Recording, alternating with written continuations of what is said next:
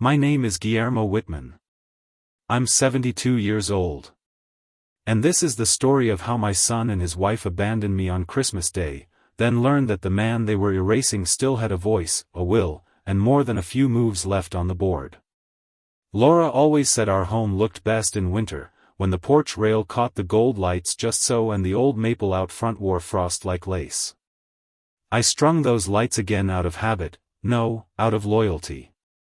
5 months is nothing when you measure time by the empty half of a bed. The house felt too clean, too still, like a stage set waiting for the actors who never arrive.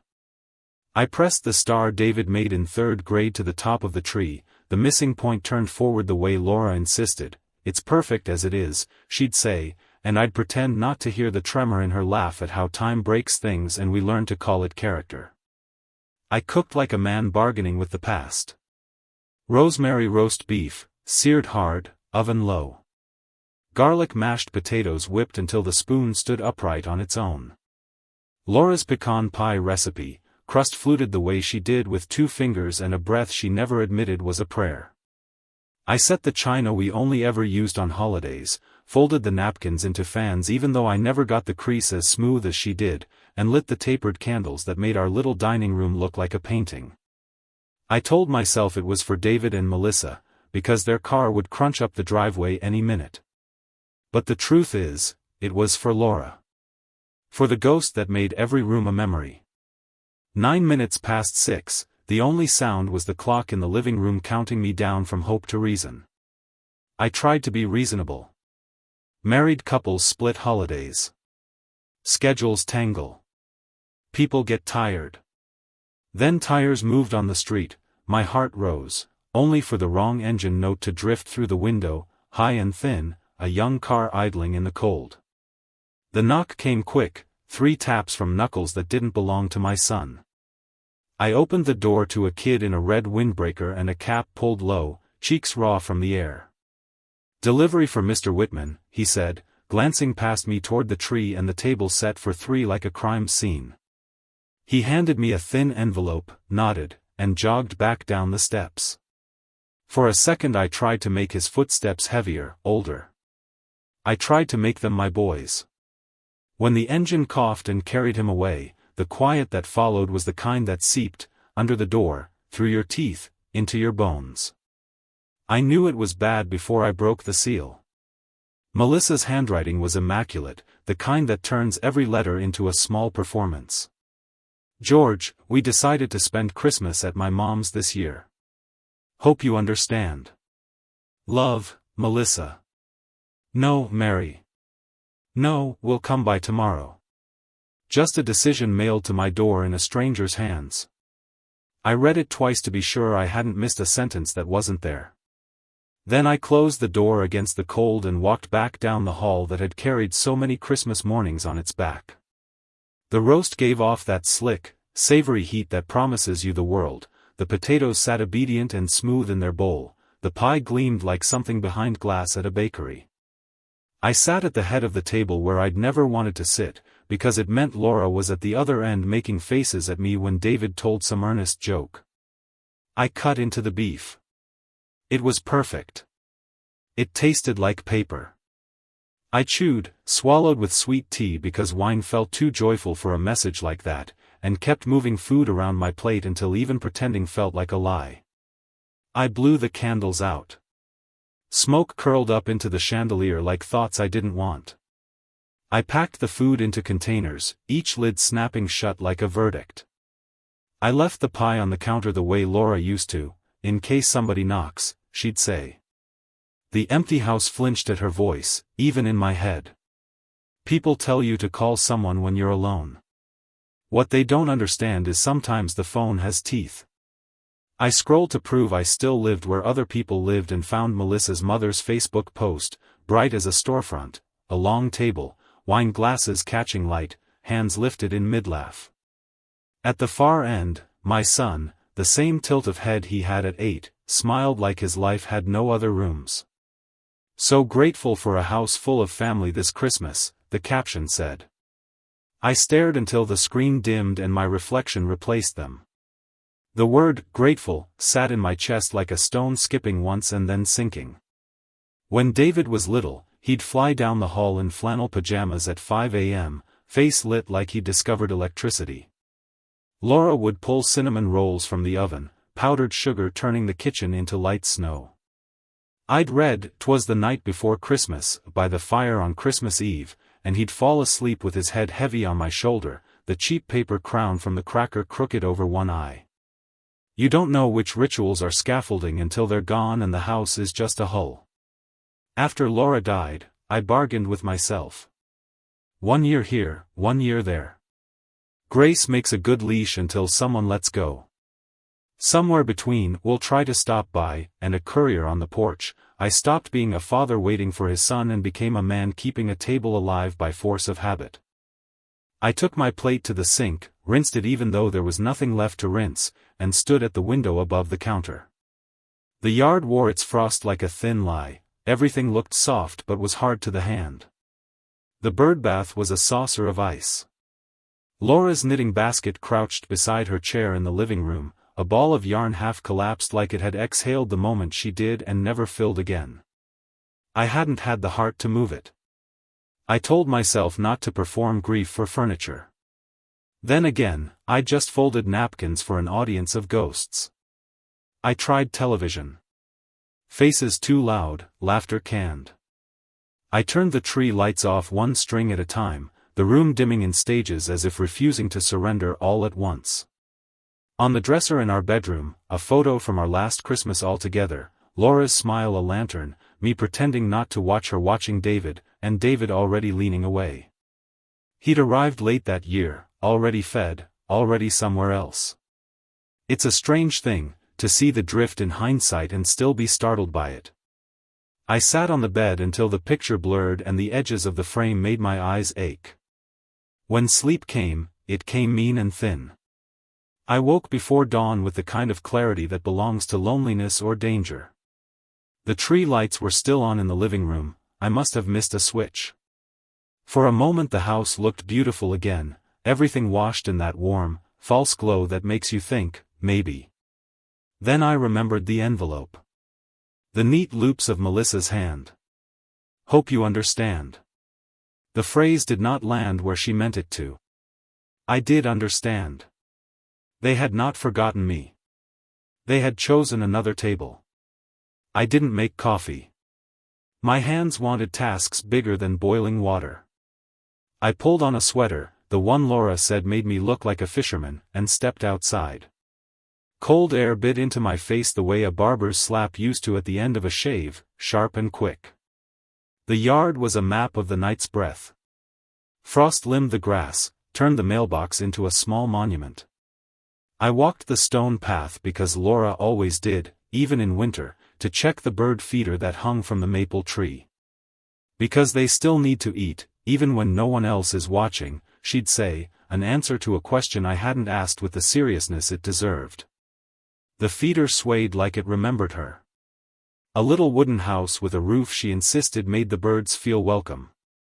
I reached up without thinking, fingers brushing the seam between the roof and the post. Something caught my hand, paper, the edge soft from weather but intact. An envelope, tucked deep, folded into the architecture like a secret kept by a tree. My name on the front. Just Guillermo. No, Mr. Whitman. No address. The way she wrote on grocery lists and birthday cards. In the corner, a date in Laura's hand, 6 months ago, give or take a week. A week before I held her hand in a hospital room that was trying very hard not to look like one. My breath went thin in my throat. I looked over my shoulder like you do when you find money on the ground and you're sure someone will claim it. The yard was a postcard, cold, still, indifferent to whatever beat had started up in my chest. I slid a thumb under the flap and stopped. Not out of fear of what it would say, but out of the kind of reverence usually reserved for sanctuaries. Laura was many things, funny, stubborn, the only person who could make a grocery list read like a poem if she wanted, but careless was never one of them. If she'd hidden a letter in a bird feeder, the message was not casual. I carried it back inside like it weighed more than paper should. The kitchen looked different in the weak light, edges too sharp, surfaces honest. I sat at the table where the candles had burned down to nothing and laid the envelope in front of me. My hands felt clumsy. When I finally opened it, the paper inside unfolded smooth as a lake at dawn. If you're reading this, it began in the script I could have picked out of a lineup blindfolded. Something has happened that I hoped wouldn't.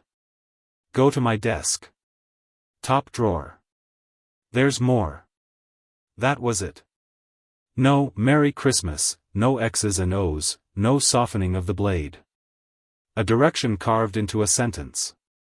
I pushed the chair back so fast it scraped the floor, Laura would have winced at the sound, and walked down the hall to the study I'd avoided like a spill you don't want to clean because you know it's going to show you what you don't want to see. Her desk sat where it always had, pen cup crowded with ballpoints that didn't match, reading glasses resting on a stack of crossword books as if they'd been left there an hour ago. The little ceramic dish full of paper clips still waited in the same spot she nudged it toward, the way people build muscle memory into furniture. My fingers found the top drawer pull, familiar wood warm from the sun that slanted through the blinds. I paused. A thought came ridiculous and tender, that if I opened it, Laura would look up from the next room and laugh at me for taking so long. I slid the drawer open. And the past, hers, mine, ours, shifted. When the drawer slid open, it didn't give me answers. It gave me ordinary life arranged in neat stacks, as if Laura had set up a decoy for the future version of me who'd be too shaken to look closer. Stationery with tiny blue flowers along the edge. A half-used book of stamps. Rubber bands looped around a bundle of pens. Envelopes tucked at a tidy angle. Everything familiar enough to convince a lazy eye there was nothing here but paper and quiet. But Laura never labeled things top drawer if all she meant was paper and quiet. I ran my hand along the inside, fingers moving slow over the slick grain. It felt like tracing the lines of her palm in some old, bright morning. At the back, where the wood met the panel, my knuckle knocked against something that answered with a dull tap instead of a hollow thud. I lifted the stationery pad. Under it, a thin sheet of cardboard looked like it belonged, the exact size of the drawer bottom. I slid a fingernail under one corner. It didn't budge. Then I noticed it, two specks of yellow that weren't quite paper, not quite glue, sunk flush with the wood. Tape. I pressed harder, coaxing rather than prying. The cardboard loosened with a whispering sound, and when it finally lifted, the drawer breathed out a thin, secret sigh. An envelope lay taped to the underside of the false bottom, the tape edges folded in neat triangles the way Laura wrapped gifts when we were young and broke and trying to make everything look more than it cost.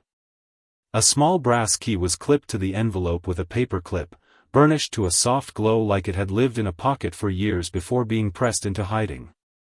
Under the clip, my name, Guillermo, sat alone in her careful hand. I didn't open it right away.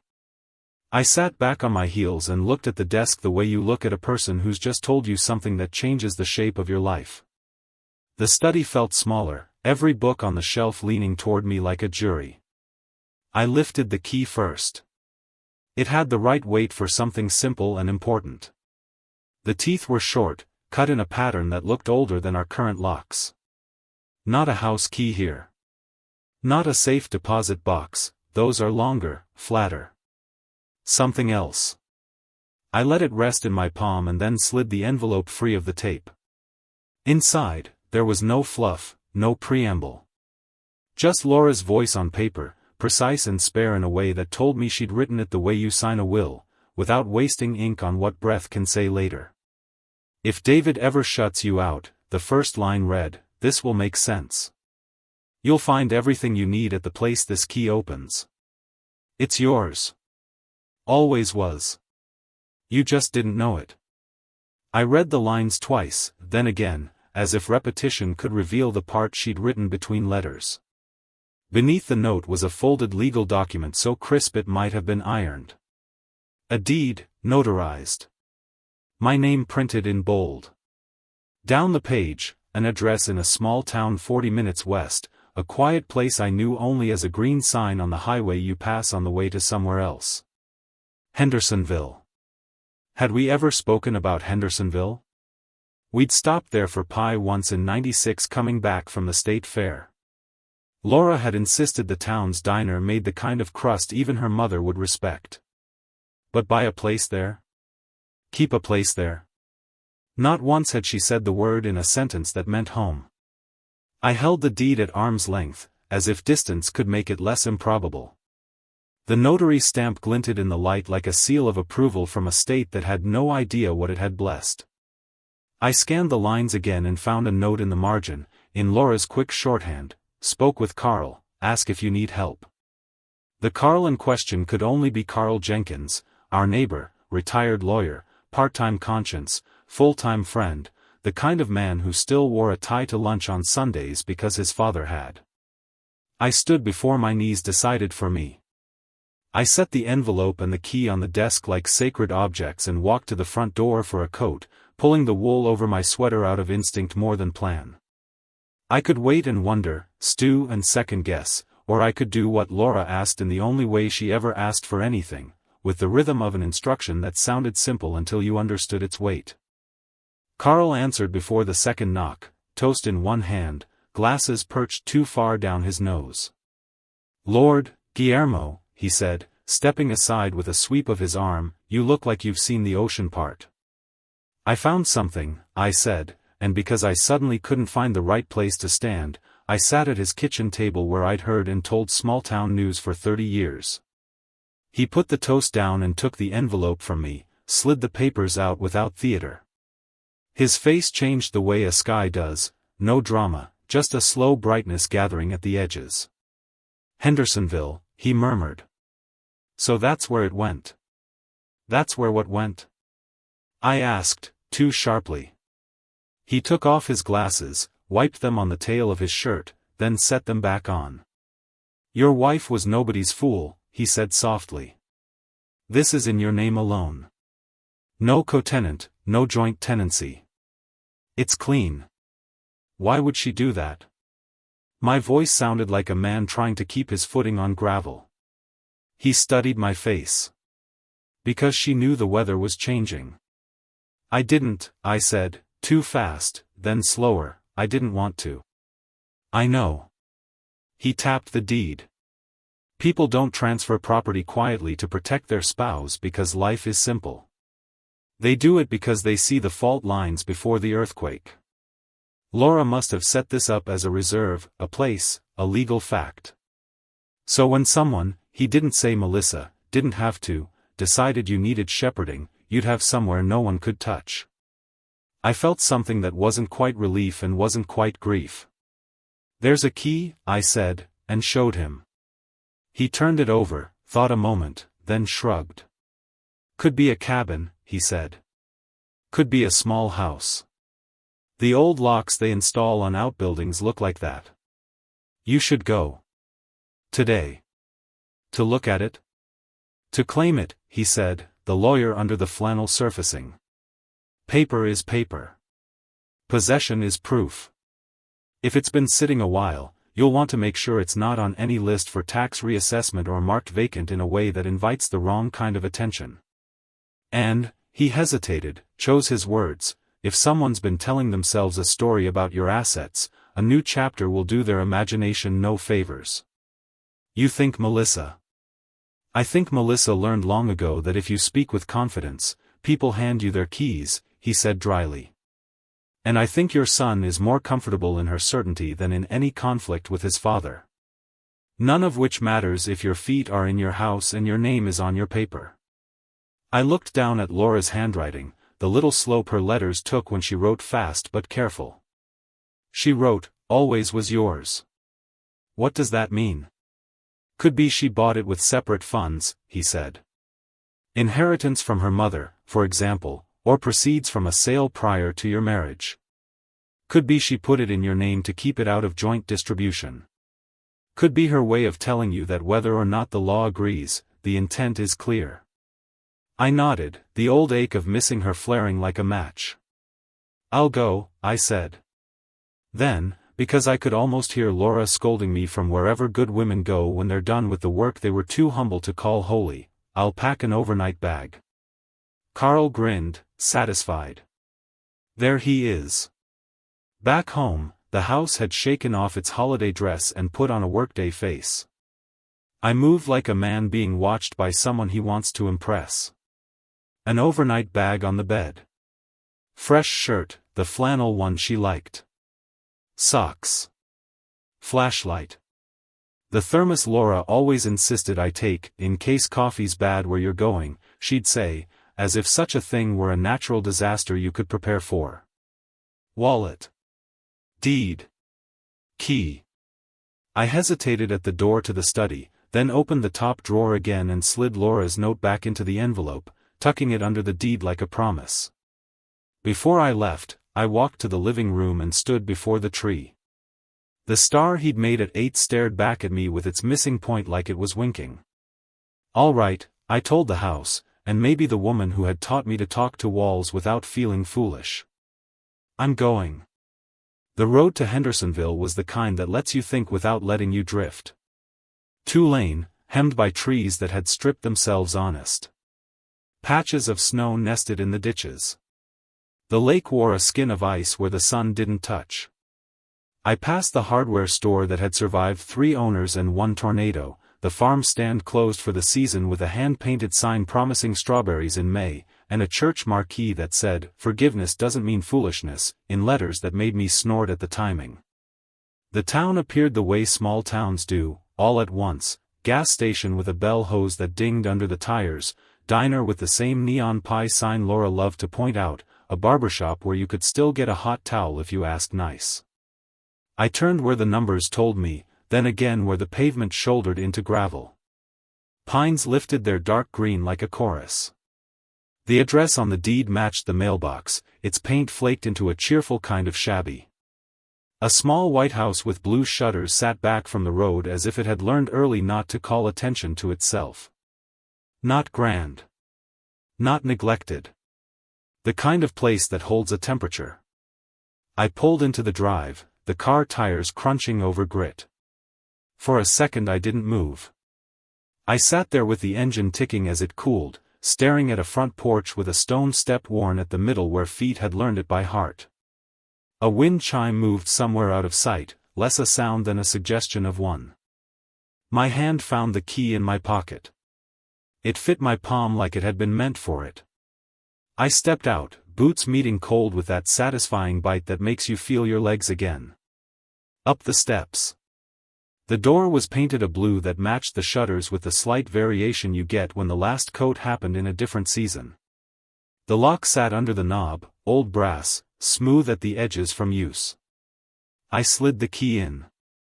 It met the tumblers with the tentative give and take of 2 strangers deciding whether they recognize each other after all this time. The click was small and absolute. I put my hand on the doorknob, turned, and pushed. Warm cedar breathed out. The kind of sweetness you can only get from wood that's been holding the same air for a long time. Light lay across a small room as if it had been told to behave. On the mantel, picture frames. On the coffee table, a square of white paper folded in half. Laura's handwriting on top, my name, as if she'd just dashed it off and gone to put on water for tea. I stood in the doorway, not quite ready to cross some border that felt both like an arrival and a betrayal. Of what, I wasn't sure. Maybe of the version of myself that imagined every story had to end at the house where it began. Maybe of the fear I'd cultivated like a hobby in the months since she died. "Always was yours," she'd written. I stepped in and closed the door behind me, the old-style latch settling into place with a sound that was more comforting than anything I'd heard in weeks. "Okay," I said to the quiet that didn't feel empty anymore. "Show me." I walked to the table and reached for the folded note with both hands, the way you reach for a thing you've already decided will change you. And behind me, somewhere near the mantel, a floorboard answered with a creak like a house remembering a footstep.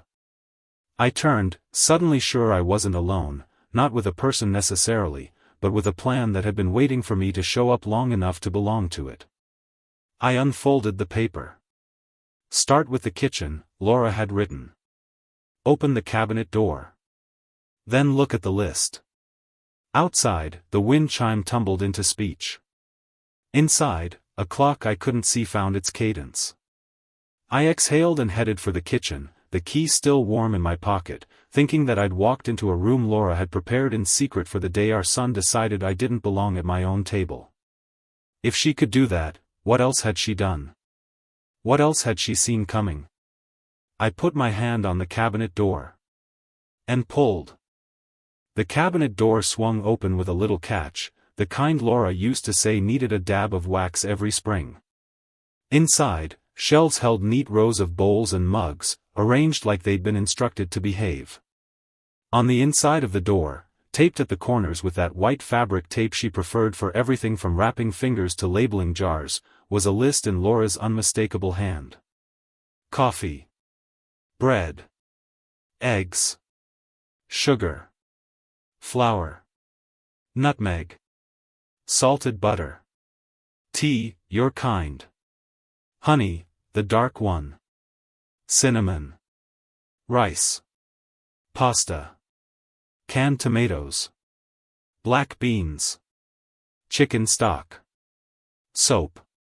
Matches. Candles. No heading, no signature.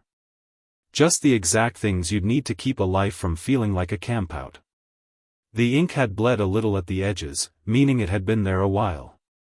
She'd written, your kind, next to tea, as if there were anybody else's kind to buy for out here. I laid my fingers lightly over the words. It was like touching a pressed flower, fragile and stubborn at the same time. The pantry across from the sink was stocked like a quiet promise. Unopened bags of flour and sugar. A row of beans lined up by color. Rice in a big glass jar, the first scoop still smooth as a lake at dawn. Pasta in familiar brand boxes. Canned tomatoes stacked 3 high. On the counter sat an old drip coffee maker with a clean filter basket, a sack of ground coffee rolled and clipped shut, and a battered tin of cinnamon sticks. The fridge, unplugged, opened clean and empty, a dish towel folded like a flag on the middle shelf. 2 chairs flanked the small kitchen table, one plain, the other with a cushion Laura had sewn years ago from scraps of blue cotton. My hand found the cushion, pressed it once as if I could coax warmth out of cotton by remembering hard enough. Back in the living room, the note on the coffee table waited where I'd left it, half folded, my name on the outside like a candle left burning. I sat and read it again. Start with the kitchen. Open the cabinet door. Then look at the list. Beneath that line, in smaller script, she'd added, there's more. There's always more if you look where you wouldn't. I let my eyes roam the room the way you scan a shoreline for a path, slowly, pretending you're not searching. The mantel held 4 frames. Our 35th anniversary, her hair caught in a breeze, the corner of my tie refusing to lie flat. Laura on a beach in a wide-brimmed hat, sandals hanging from 2 fingers, who took that, I wondered, if not me? And there, a photo of this very porch at dawn, mist rising from the yard, Laura seated on the top step with a mug, her face turned toward someone just out of frame, smiling the way she smiled when she was sure the day would be kind. The last frame was older, a sepia print of a house that might have been this one before paint and years and hands made it gentler. Propped against the frames was a small envelope. I hadn't noticed it at first, the paper nearly the same tone as the mantel. If they forget who you are, Laura had written on the front, this is yours to remember. Inside, a single line on a torn scrap of stationery, not just a roof. A refuge. I swallowed. The word refuge sat in my mouth like bread after a fast. Not a hiding place. Not a bolt hole. A place to put your back against when the world behaved like a storm. Laura wasn't poetic for the sake of prettiness. When she chose a word, it was because she'd decided it had earned its keep. Down the short hallway, the house offered me itself in a series of rooms that felt already learned. The first bedroom was made up with crisp white sheets and a quilt folded at the foot, one of Laura's, pieced from shirts I'd worn to jobs that no longer existed and days that still did. The closet held a couple of blankets, a box labeled winter in block letters, and a row of empty hangers cleaned of their old lives. The second bedroom had little in it beyond sunlight, dust that refused to show itself except when a cloud moved off the sun, and 3 boxes stacked neatly in the corner. Blue painter's tape ran across their tops, and in Laura's hand, Guillermo's things. I sat on the edge of the bed and just looked at the boxes for a long minute, the way you look at an old friend through a crowd, not yet ready to shout their name. When I finally knelt and cracked the first one open, it smelled faintly of cedar and laundry soap. Nestled inside were photo albums I hadn't touched in years, the kind with sticky pages and plastic overlays, stacked beside a slim, black lockbox that had no key in sight. Underneath that, wrapped in tissue, were Laura's favorite cookbooks, corners softened by use, pages annotated in the margins with her elegant shorthand: less sugar, add nutmeg, use the big pan, the one from your mother. Memories dressed in useful clothes. I lifted the lockbox and turned it in my hands. It was the inexpensive kind you buy when you don't need to stop a thief so much as you need to keep honest people honest. No keyhole sticker. No combination dial. Just a small keyway and the weight of whatever secrets it kept. I set it back, traced the edge of the box with a thumb. Not today, I told it, and myself. But soon.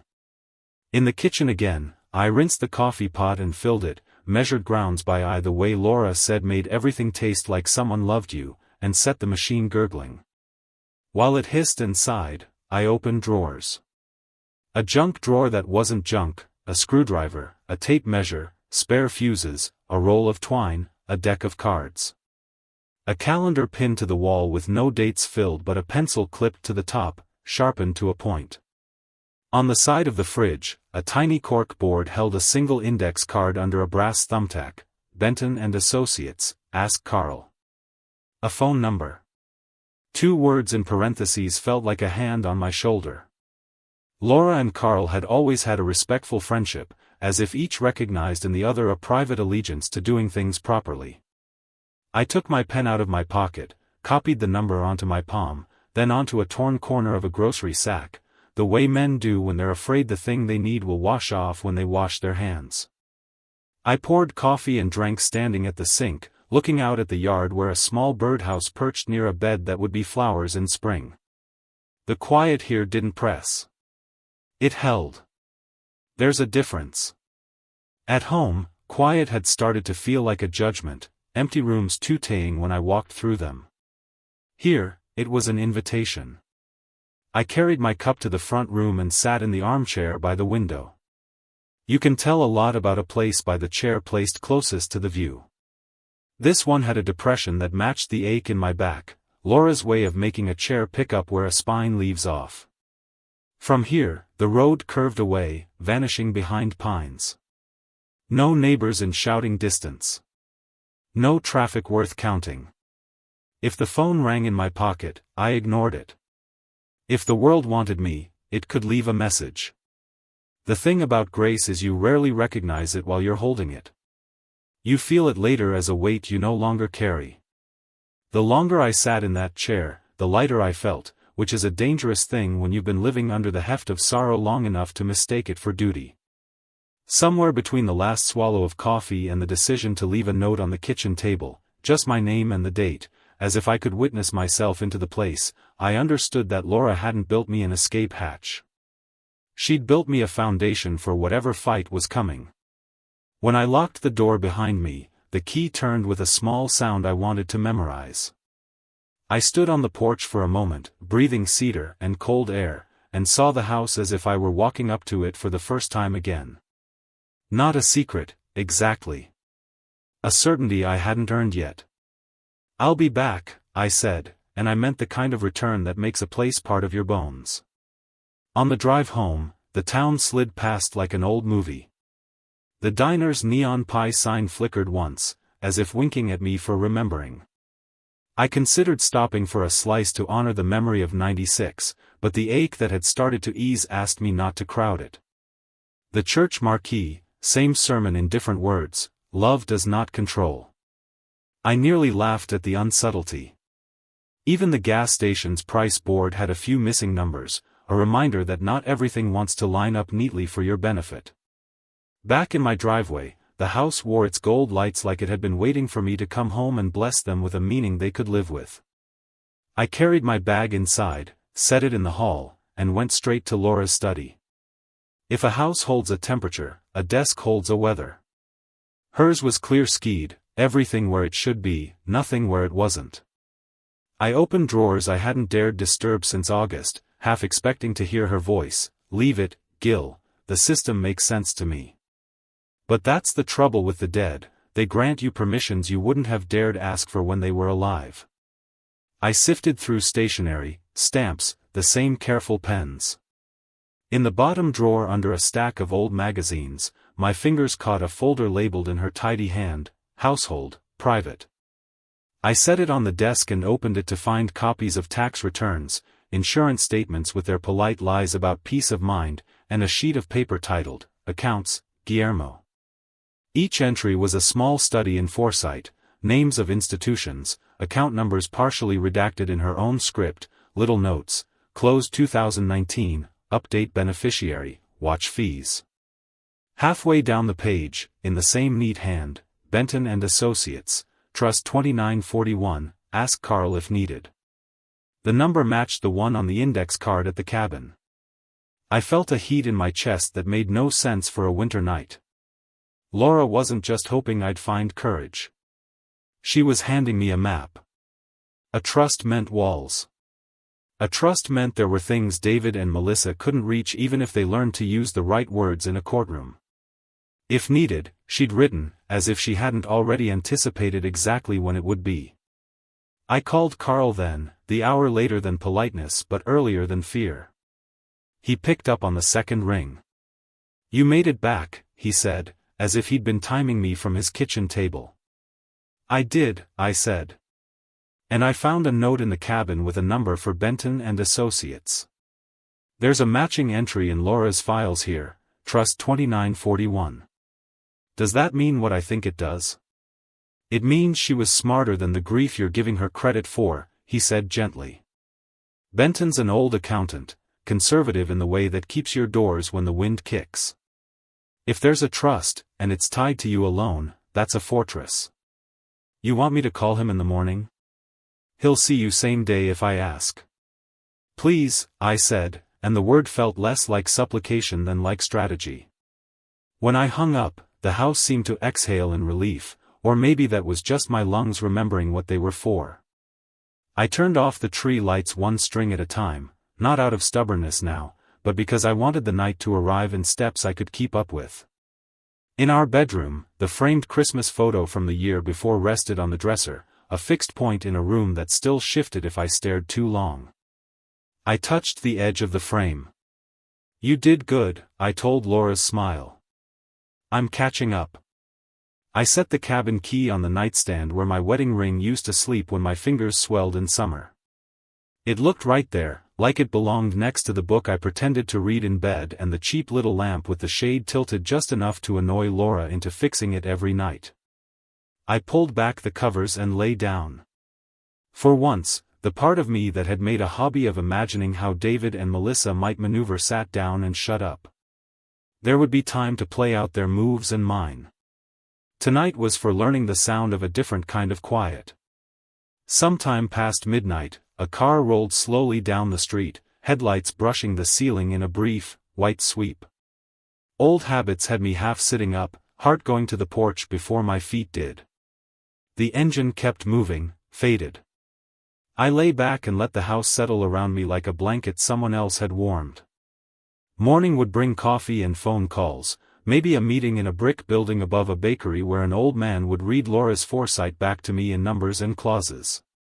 It would bring the first real proof that I wasn't imagining the shape of the fight ahead, that I'd have a place to stand when someone tried to argue me off my own life. I closed my eyes with the certainty of a man who finally knows where his next step is. In the morning, I would call Benton and Associates. And then I would see exactly what Laura had built in my name, and how far its walls could hold. Carl called at 8 on the dot, like a man who respects both clocks and favors. Benton will see you at 10, he said. Second floor above the bakery on Main. Stairs on the left. Smells like bread you can't afford to eat before a meeting. I laughed, the sound rusty. Thanks, Carl. You're welcome, he said. And Guillermo, go in there as the man Laura knew you were. Not the man you think loss has made you. I dressed in the only jacket that still made me feel like I had plans, dark wool with elbows that had learned the angle of my desk. I tucked the deed into the inside pocket, slid the cabin key into the other, and wrote Benton 10 a.m. on a sticky note I left on the kitchen table as if a future version of me might need reminding. I didn't eat, coffee would have to carry me. The road to town looked different when you were headed for news. Even the potholes seemed to brace themselves. The bell over the bakery door downstairs rang each time someone came for something warm, and the stairwell breathed cinnamon. Benton and Associates had a frosted glass door with black block letters that looked like they'd been there since paperwork decided to wear suits.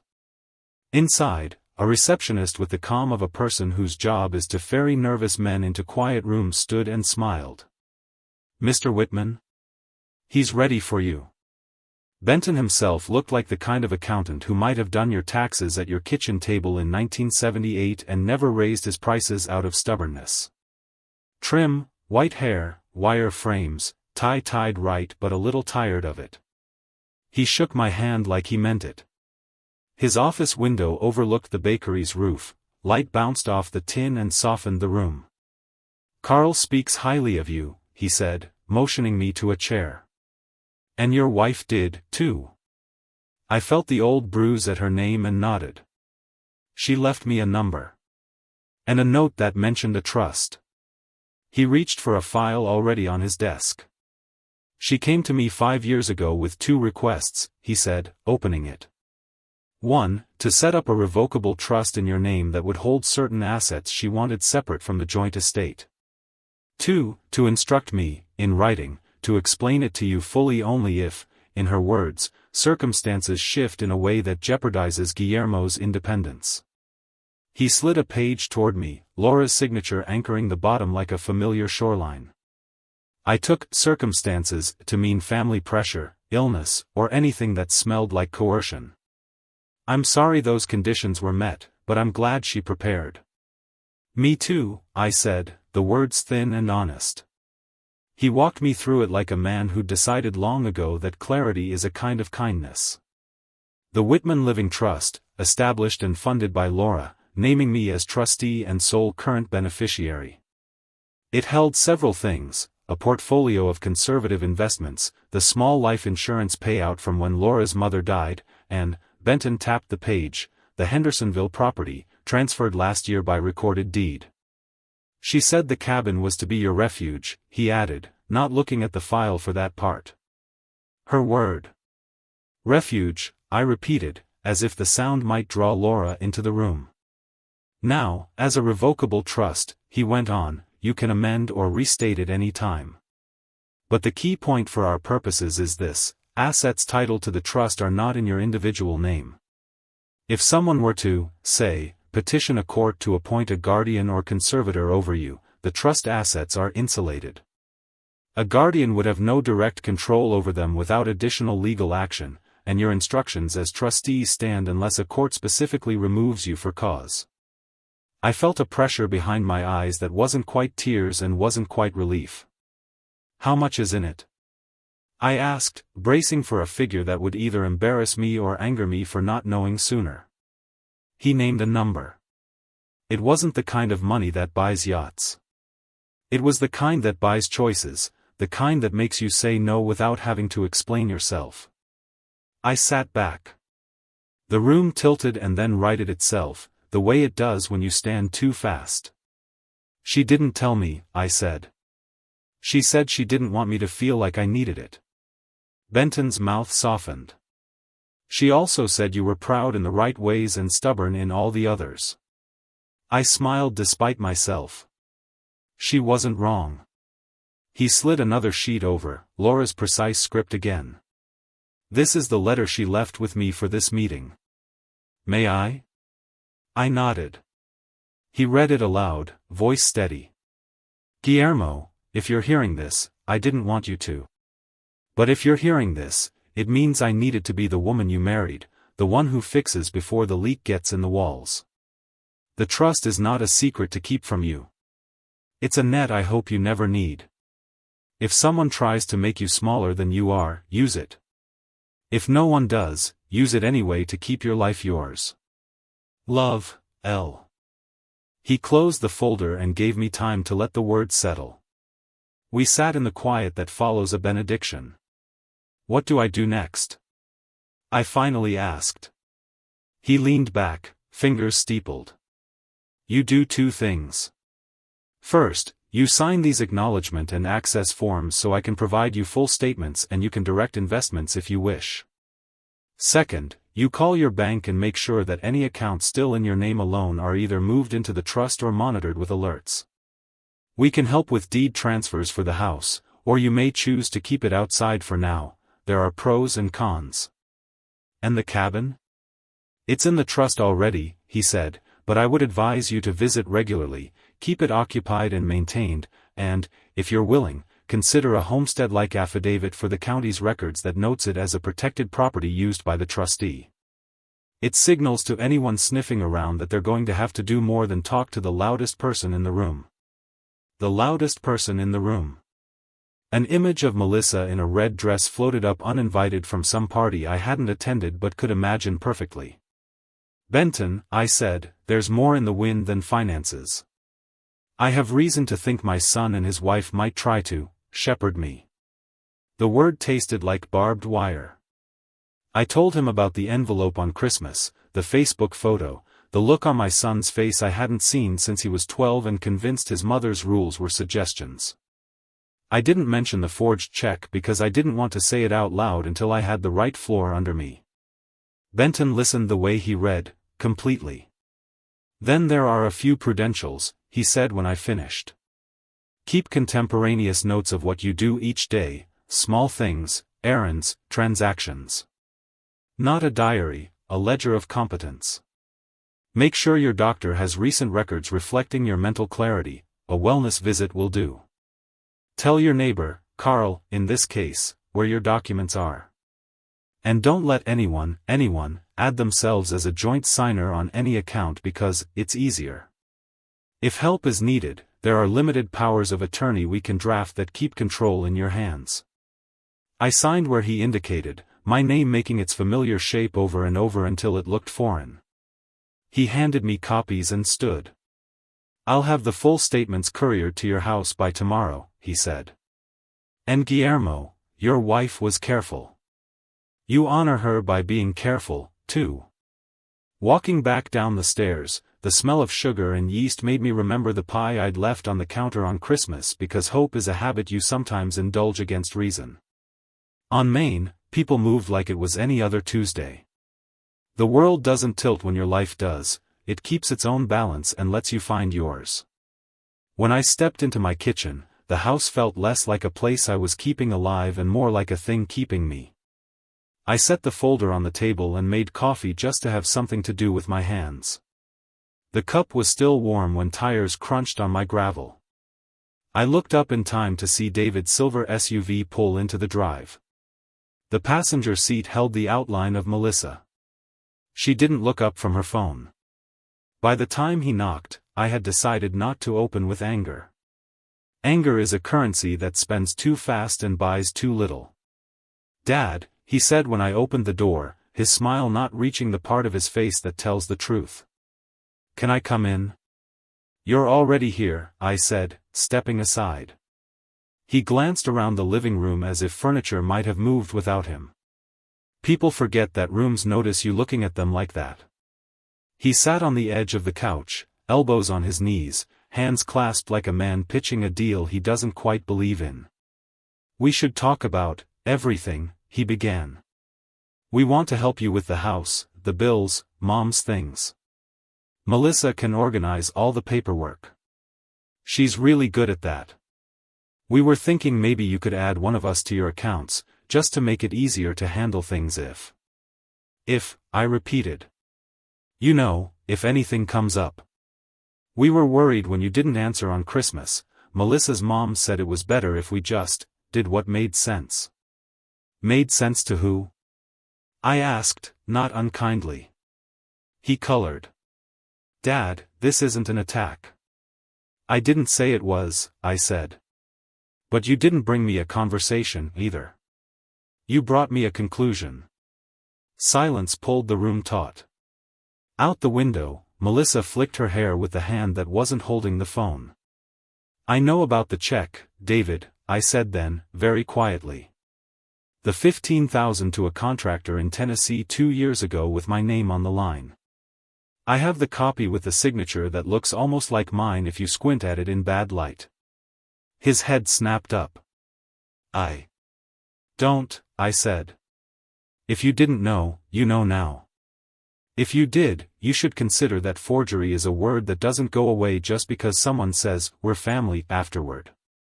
He stared at his hands. When he finally spoke, his voice had lost its polish. We needed money for a down payment on a flip, he said to his knuckles. Melissa said you wouldn't mind, that you'd be happy to help if we asked, and it was just faster to be someone else on paper, I finished. I see. He looked up, eyes shining in a way that would have broken me if I hadn't spent the past week learning the difference between breaking and bending. We meant to tell you. We were going to pay it back. And you didn't, I said. No, he whispered. We sat in the thick of that. Somewhere in the neighborhood, a dog barked at a mail carrier doing his route like the world makes sense if you keep walking it. I'm handling my affairs, I said finally. Your mother made sure of that. I don't need joint signers. I don't need help with passwords. I don't need you to decide which table I belong at on Christmas. What I need is for you to remember that I am not a piece of property changing hands because the market looks good. He flinched. That's not fair. It's exact, I said. You can visit. You can call. You can bring pie. But you don't get to take the pen out of my hand. He stood, restless. We just don't want things to get messy down the line. Messy for who? I asked. He didn't answer. He looked toward the driveway. Melissa still hadn't looked at the house. I'll see you soon, he said, a retreat dressed up as reassurance. Drive safe, I said, because kindness is not consent and I can be both. When the SUV turned out of the drive, I stood at the window longer than I meant to and let the quiet arrange itself around me. The folder on the table looked smaller than it had at Benton's but heavier, somehow. I reached for the phone and called Carl. How'd it go? He asked. The net is real, I said. And the fall has started. He exhaled. Then we'll build the ground under it. That night I sat in my recliner and read the trust documents until the language stopped being a foreign country and turned into a map. I traced my name with a finger and thought about Laura, about the way she'd tucked her handwriting into corners only I would look. I imagined her in the cabin's kitchen, pressing tape to the inside of a cabinet door, making a grocery list not for ingredients but for what a man needs to stay himself. Around 11, a car idled at the curb for a long minute, then rolled on. I didn't go to the window. I didn't need to see the shape of it to know what it was, the feeling of being watched by your own future, waiting to see if you'd show up to it. I turned off the lamp and let the house go dark around me in stages. In the morning, I told myself, I'd call my doctor and schedule a wellness visit.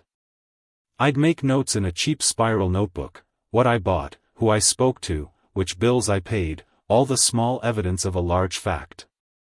I'd call Della Morgan, the name on Laura's contact sheet next to, in case of trouble, though I wasn't yet ready to say the word trouble out loud to a stranger. And then, when the next knock came, and it would, I'd open the door as the man Laura prepared me to be.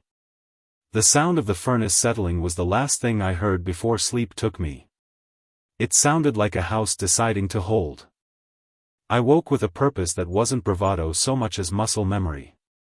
Laura used to say the only cure for dread was motion, and if you didn't know where to move first, start with the smallest hinge that makes the largest door. Mine was the phone. I called Dr. Keller's office at 8:15 and explained I wanted a wellness check, nothing dramatic, just something on paper that said the inside of my head matched the man I knew myself to be. The receptionist, a patient woman who had watched me and Laura move through grief in slow circles, squeezed me in at 10:30.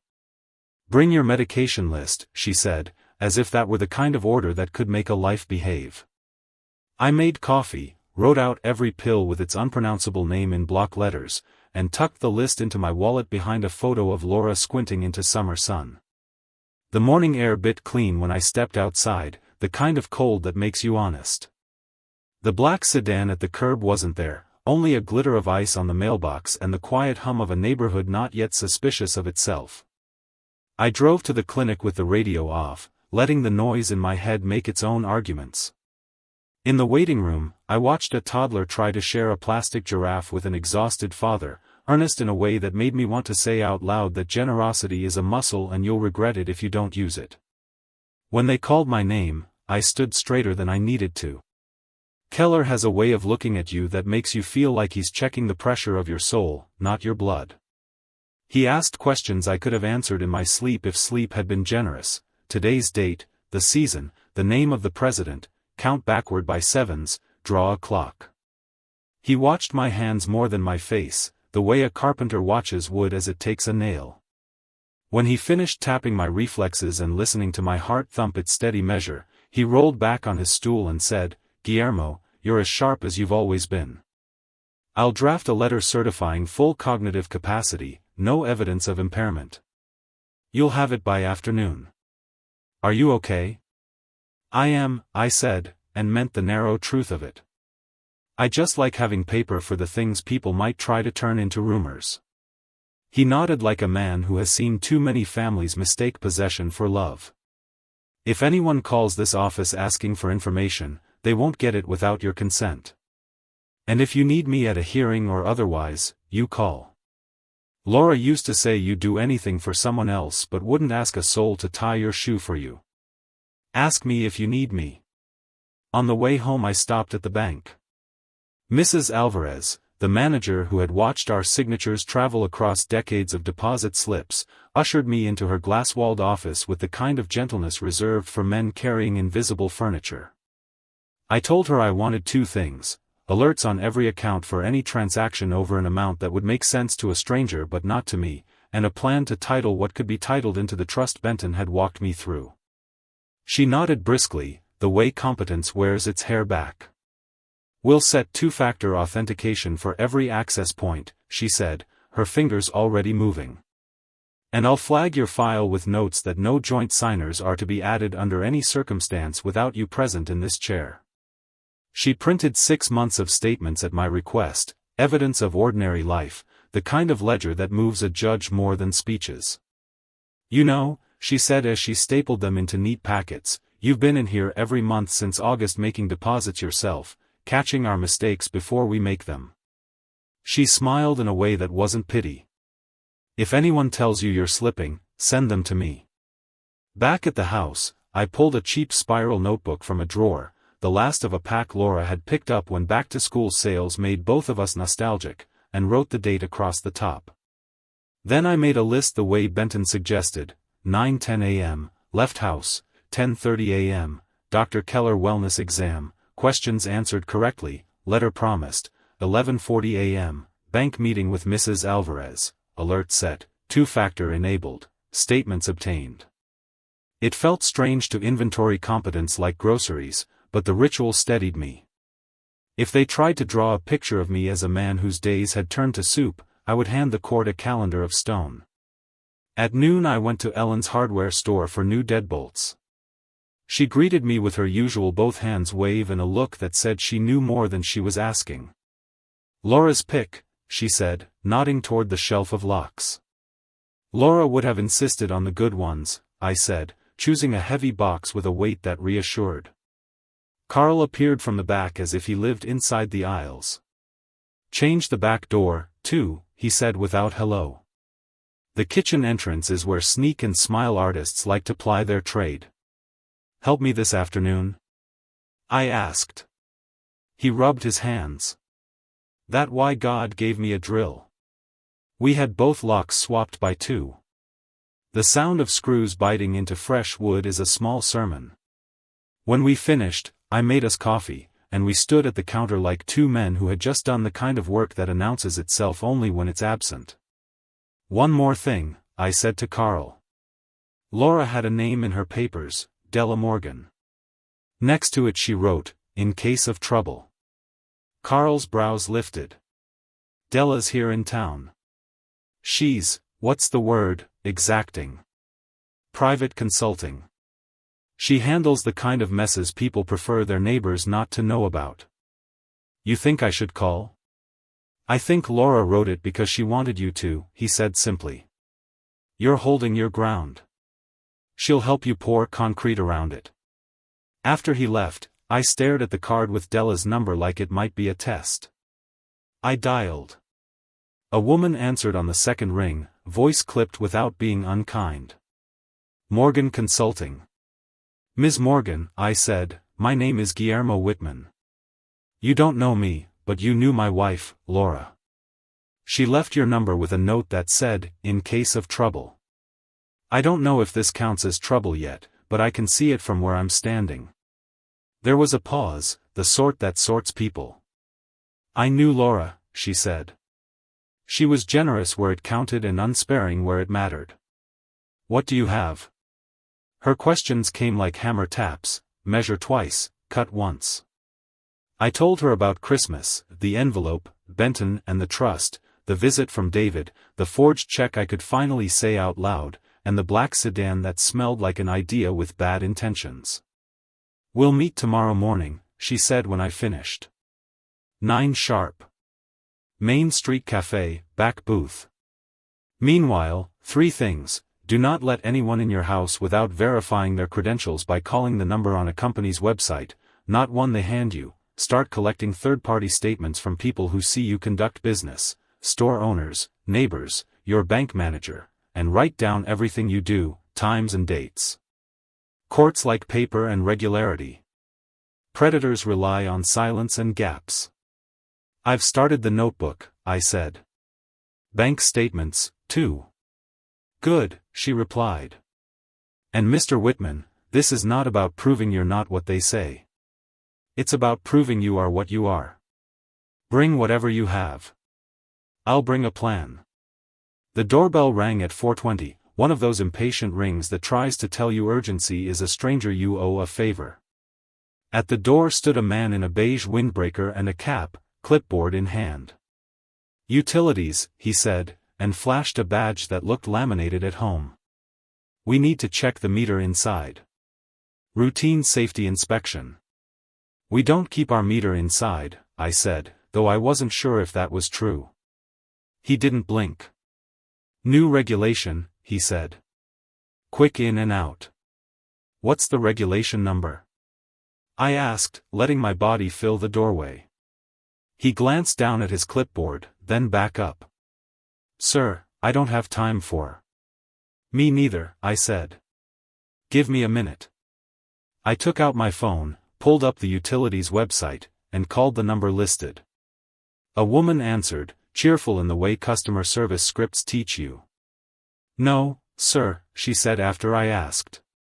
We do not have any inspections scheduled on your street today. When we do, we notify in writing and technicians carry digital ID that can be verified through our app.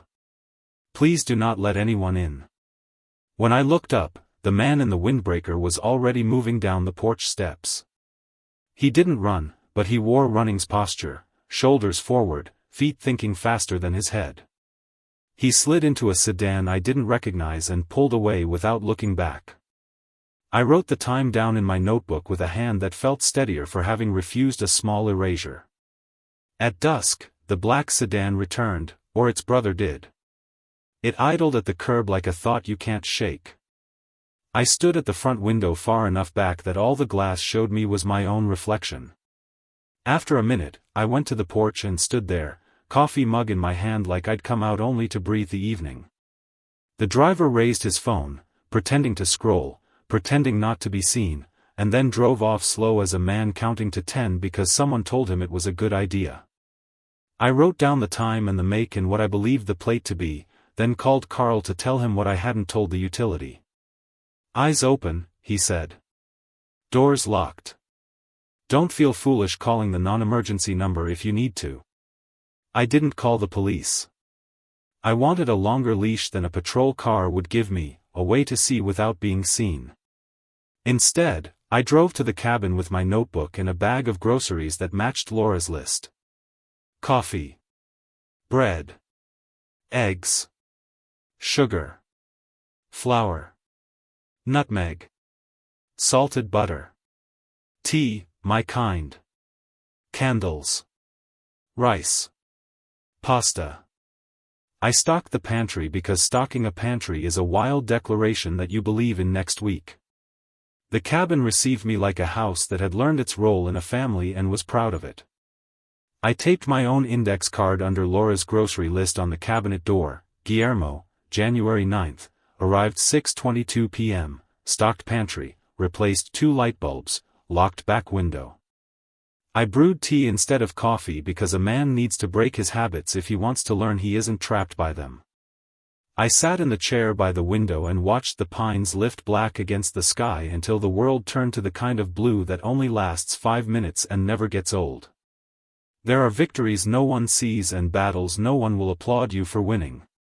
I turned the deadbolt and slept 8 hours, from 10 to 6, without waking once to imagine tires on my street or Melissa's voice on my porch.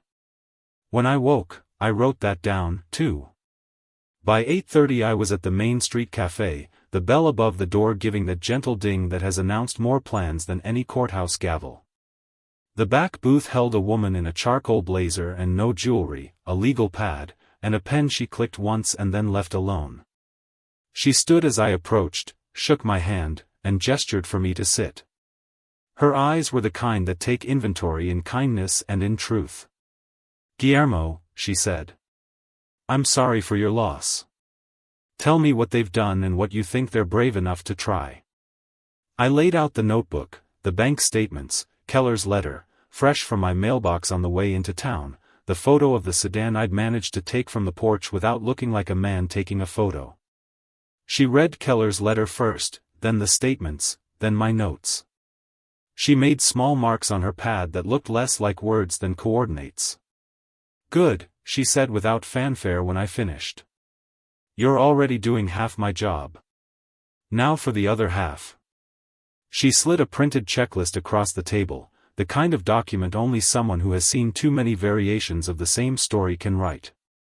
We're going to lock down your perimeter, physical, financial, and narrative. That means, locks changed, done. Alert set, done. Doctor's letter, done. She tapped the last line. Now we build witnesses. We'll get short affidavits from your bank manager, your doctor, your neighbor, the hardware store owner, the veteran center director, anyone who can testify to your ordinary competence in ordinary life. Courts believe ordinary people more than experts, and they like variety. And then? I asked. And then we get ready for the move they think is clever, she said. It's either a sudden emergency petition for guardianship, for your own good, or a financial maneuver that requires your signature under false pretenses. Either way, they'll try something soon, because people like your daughter-in-law think momentum is power. How do you know she'll go that far? I asked, though I already did. Because she already forged your name, Della said evenly. People don't de-escalate from fraud because they found a better him. They escalate because the first trespass made them feel clever instead of sick. You're not going to give her another inch. But you are going to let her believe you might, right up until we close the door. I almost smiled. Laura's last letter in the study had said nearly the same thing in kinder words. Don't be afraid to let them think they're winning. Della took a sip of coffee like punctuation. One more thing, she said. If a stranger knocks with a clipboard, you call me before you open the door. If your son asks to clear the air at a party the night before a hearing that hasn't been called yet, you don't go. And if a judge asks you to speak, you tell the truth without apology. Men like you think humility is a virtue in a courtroom. In this case, it's a liability. We set a plan for the day. I'd stop by the veteran center to be seen and useful, ask Raj at the grocery for a short statement, drop by Ellen's for the same, and bring Della everything by afternoon. She would draft a response to a petition that hadn't been filed yet and prepare an emergency motion of our own in case someone decided lies were a speed limit to be ignored. When I stepped back into the cold, the town moved as if none of it mattered. Maybe it didn't, to them. But it mattered to me in the way a man's name matters when someone tries to sign it for him. I went to the Veterans Center and sorted coats and shook hands and wrote down the time I arrived and the time I left. I stopped at Ellen's and told her exactly what I needed. "I'll write the truth," she said, then lowered her voice. "Melissa was in here yesterday asking if anyone had noticed you getting forgetful. I told her the only thing you forget is to take a discount you've earned." By 4 o'clock, my folder was thicker. By 5, I'd made a pot of chili because food is better armor than drink. At 6, the black sedan returned and I waved at it with a smile that wasn't friendly so much as finished. It pulled away. At 7:30, the doorbell rang again, 3 sharp knocks. When I opened it, a uniformed man held out a large envelope stamped with the county seal. "Mr. Whitman?" he asked. "Yes." He handed me the packet. "You've been served," he said. "Petition for guardianship." He turned and walked down the steps. The engine idled at the curb. I stood in the doorway with the envelope warm from his hand, the house behind me breathing quiet, Laura's desk down the hall holding more of her courage than most courts could measure. I closed the door, set the packet on the table next to my notebook, and called Della. She answered on the first ring. "They've filed," I said. "It's here." "Good," she said, her voice level. Then we stopped playing defense. I slid a finger under the flap and lifted. And somewhere inside me, not in my chest or my head but in that private hinge where grief and resolve meet, a door opened that I hadn't known was there. I slit the envelope and let the papers fall into my hands like a weight that could bruise if I held it wrong. The first page wore the county seal and the words "petition for guardianship" like winter on glass. Beneath it, my name, my age, and a sentence that tried to turn me into a story someone else could finish. They'd checked boxes next to phrases that read, "declining cognitive function, at risk of financial exploitation, and unable to manage personal affairs." Whoever drafted it had a talent for stacking half-truths until they looked like a building. Buried in the allegations were specifics meant to look like facts: an incident where I apparently left the stove on, confusion with online banking passwords, social withdrawal evidenced by missed holidays. It would have been absurd if I hadn't felt each line reach for me like a hand that wanted to move me where I didn't belong. They'd attached exhibits to make their story look dressed for court. Exhibit A, a statement from Melissa's mother describing my distress on a Thanksgiving 3 years ago when the turkey took longer than planned and I joked about ordering pizza. Exhibit B, a neighbor, not mine but theirs, swearing she'd seen me wandering in the grocery store aisle comparing 2 brands of tomato sauce for too long. Exhibit C, a printout of my pickup truck bill of sale highlighted as hasty liquidation of assets, and Exhibit D, a donation receipt to the Veterans Fund, improvident giving without family input. The last page made my fingers go cold. Also at risk is property believed to be under the respondent's control, a cabin in Hendersonville. Melissa, not David, had signed the petition. The signature was large and confident, the kind that acts like proof of something because it leans so hard on the page. I didn't rage. Rage is loud and messy and spends itself in a hurry. What I felt was colder and cleaner, a line inside me that refused to move just because someone had decided to draw another one on top of it. I stacked the papers back in order, slid them into the envelope, and when Della answered on the first ring, I said, "I've read it." "Good," she said. "You're going to bring it to me now." By 8:30 I was in her office, a second-floor room over a boutique that sold soft scarves and hard truths about price tags. She had cleared a table and set out sticky flags and a pen with ink that didn't apologize for being black. I handed her the packet. She read fast without rushing, marking margins with slender ticks, weaponizing commas. Twice her mouth moved around a silent curse, once she shook her head. When she finished, she placed the packet between us and looked at me the way a teacher looks at a student who already knows the answer but needs to say it aloud. "They're attempting two things at once," she said. 1. They're trying to build a narrative of decline. 2. They're aiming at specific assets, meaning the cabin, and dressing it up as concern. We respond on both fronts. We do it completely and we do it now. "I have Keller's letter," I said, sliding it across. "Bank statements and Mrs. Alvarez's note.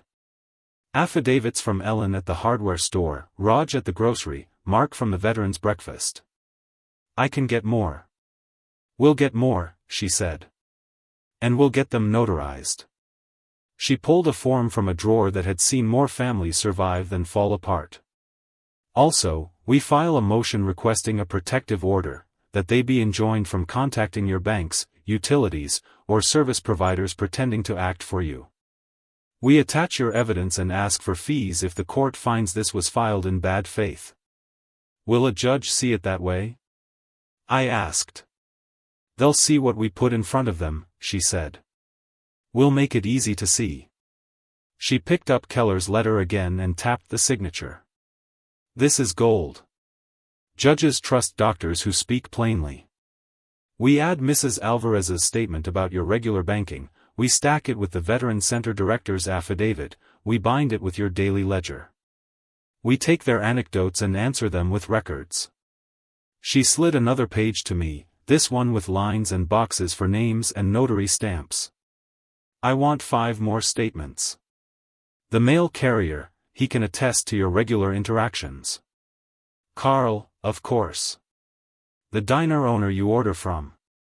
Anyone who can say, I've seen him read a receipt, compare prices, drive without incident, pay with exact change. Ordinary competence is stubborn evidence." "I can get those," I said, and the act of saying it was like turning a wrench in the right direction. "We'll also address the cabin," she continued. "We attach the trust document showing it's held by a separate entity with you as trustee. That moves it out of reach of this petition. And we state, clearly, that it is occupied and maintained. Your notes from last night will do. There's a reason Laura told you to write everything down." I thought of Laura's grocery list taped to the cabinet door like scripture. I thought of the key, warm in my pocket, that had turned in that old brass lock as if it had been waiting for me to come home. "Can we ask the court to do anything more than deny?" I asked. She considered, then nodded once. "We'll ask for a narrow protective order, no interference, no contact with third parties about your finances or property without your written consent. We'll also ask that the court admonish them about filing any further petitions absent new, credible evidence. Judges don't like their time wasted, and they especially don't like it when petitions use their authority as leverage at family dinners." We worked in a rhythm I didn't know I knew. I filled in names, she typed, I signed, she flagged. By 11, we had a draft response as thick as the petition itself. By noon, she had told me to eat. A sandwich, she specified, not a victory lap. I walked to the corner deli and took a number like everyone else. The woman at the counter asked after Laura without knowing. I said she would have ordered the tuna and settled for turkey. The small talk here was a bomb. Not because it was deep, but because it wasn't. When I came back, Della had a sheet printed with the hearing date, 2 weeks out, sooner than some, later than I wanted. "They'll try to move it up," she said. "We're ready if they do." She stapled the last exhibit into place with a tidy click. "We file today. Do you want me there?" I asked. "I want you seen," she said. "But you don't need to stand in a clerk's line. Go make yourself visible in town, without making a scene. The same places you've been. Keep your ledger going." She paused, met my eyes. "And Guillermo, if they come, and they will, you don't argue. You witness. You let them say the thing they came to say and you write it down after. I left her office and did what she asked as if the instructions were a talisman. At the Veteran Center, I sorted donations and corrected a label on a box that said, "Coats, Men," by adding, "and Women," with a black marker. I chatted with Raj about the price of tomatoes this winter and remembered to ask him to initial the bottom of his statement. He grinned and added a smiley face, because he said it felt wrong to solemnize friendship without some silliness. I saw my mail carrier, a woman named Marianne who delivered joy and bills to our door for 20 years, and asked if she'd be willing to put into writing the fact that I met her at the box most mornings and teased her about her route. "I thought you'd never ask," she said, and then blushed at her own forwardness. When I pulled into my drive late afternoon, a silver SUV followed me by 3 car lengths and parked across the street. David got out, shut the door too hard, and walked up the path with the momentum of a man who'd practiced his speech in the car. Melissa stayed in the passenger seat, eyes on her phone, thumb flicking the screen like a metronome. I stepped onto the porch and closed the door behind me, letting it rest on the new deadbolt. I didn't invite him in. "Dad," he said, trying for calm and landing on brittle. "We need to talk about what you filed." "You need to talk," I said. "I've already filed." His jaw flexed. "Why are you doing this?" "We're trying to protect you." "By calling me incompetent?" I asked. "By telling a judge I can't tell time? By saying a donation to the Veterans Fund is evidence of a mind that can't handle a checkbook?" "That's not," he began, then cut himself off. "Melissa talked to a lawyer. He said it was a formality. He said the court would appreciate that we're stepping up. We're family, Dad." "Your wife signed a petition to take my signature away," I said. "That's not stepping up. That's stepping in." He looked back at the SUV, as if the right line might be scrolled there waiting. "You left the stove on," he said, softer, as if that would be more reasonable. "Remember? 2 years ago?" Melissa's mom was terrified. "I turned the knob the wrong direction for a second," I said. "Then I turned it the right way. If that's incapacity, write me up for thinking too hard about tomato sauce, too." He began, broke off, started again. "We just want to make sure you're safe." "I am," I said. "And I'm not handing you the keys to prove it." Silence stretched. He was still my son. He was still the boy who slept with his face turned toward the door like he wanted to be the first to hear morning arrive. He was also a man who had decided that the shortest path to certainty was through me. Both could be true. Only one could be allowed. "Go home," I said more gently than he deserved and more firmly than I wanted. "Tell Melissa that her lawyer is going to meet a better one. And tell her I know about the check. We're past pretending." The muscles in his jaw worked, then relented. He took a step back without meaning to. "We'll see you in court," he said, which is another way of saying he'd run out of words. "Drive safe," I answered, because the thing Laura loved about me was that I wanted everyone to get home in one piece, even when they were leaving my house in a way that made me feel less than whole. He turned, walked back to the SUV, said something to Melissa through the open window. She didn't look up. The car pulled away. I watched it until the turn at the end of the street took them, then went inside and wrote down the time, the make, the color, what was said. Paper against rumor. The house smelled like coffee cooling and plan making. An hour later, Della called. "Filed and stamped," she said. "Response and motion for protective order. Hearing notice will come by end of week." "How bad does that mean?" I asked. "It means the judge will read both sets of papers before anyone speaks," she said. "It means they don't own the room. It also means they may try to stage something public to make you look confused or unwell in front of witnesses. If you feel them baiting you, step away. Call me." "Understood," I said. Then, because I wanted to win all of this without becoming someone I didn't recognize, "Della, do you ever see these things end without everyone hating each other? She was quiet for a beat. I see them end with boundaries, she said. Sometimes that's the only mercy available. After dinner, soup I'd defrosted and thickened until it felt like a meal, I went to the study and opened Laura's little lockbox with the key I'd found tucked into the folds of her recipe card. I hadn't told anyone I'd found that key. Inside were letters, a handful from our early years when we still wasted stamps on love, and a note in her small, intense script: if it comes to court, do not argue with shame. Argue with evidence. And when you miss me, make something with your hands. Under the note, a knitting needle and the start of a scarf in lake-colored yarn, 3 inches long, like a project paused the day God called her in the middle of a row. I ran a thumb over the stitches and felt something loosen that had been cinched too tight for months. Shame is a tricky animal.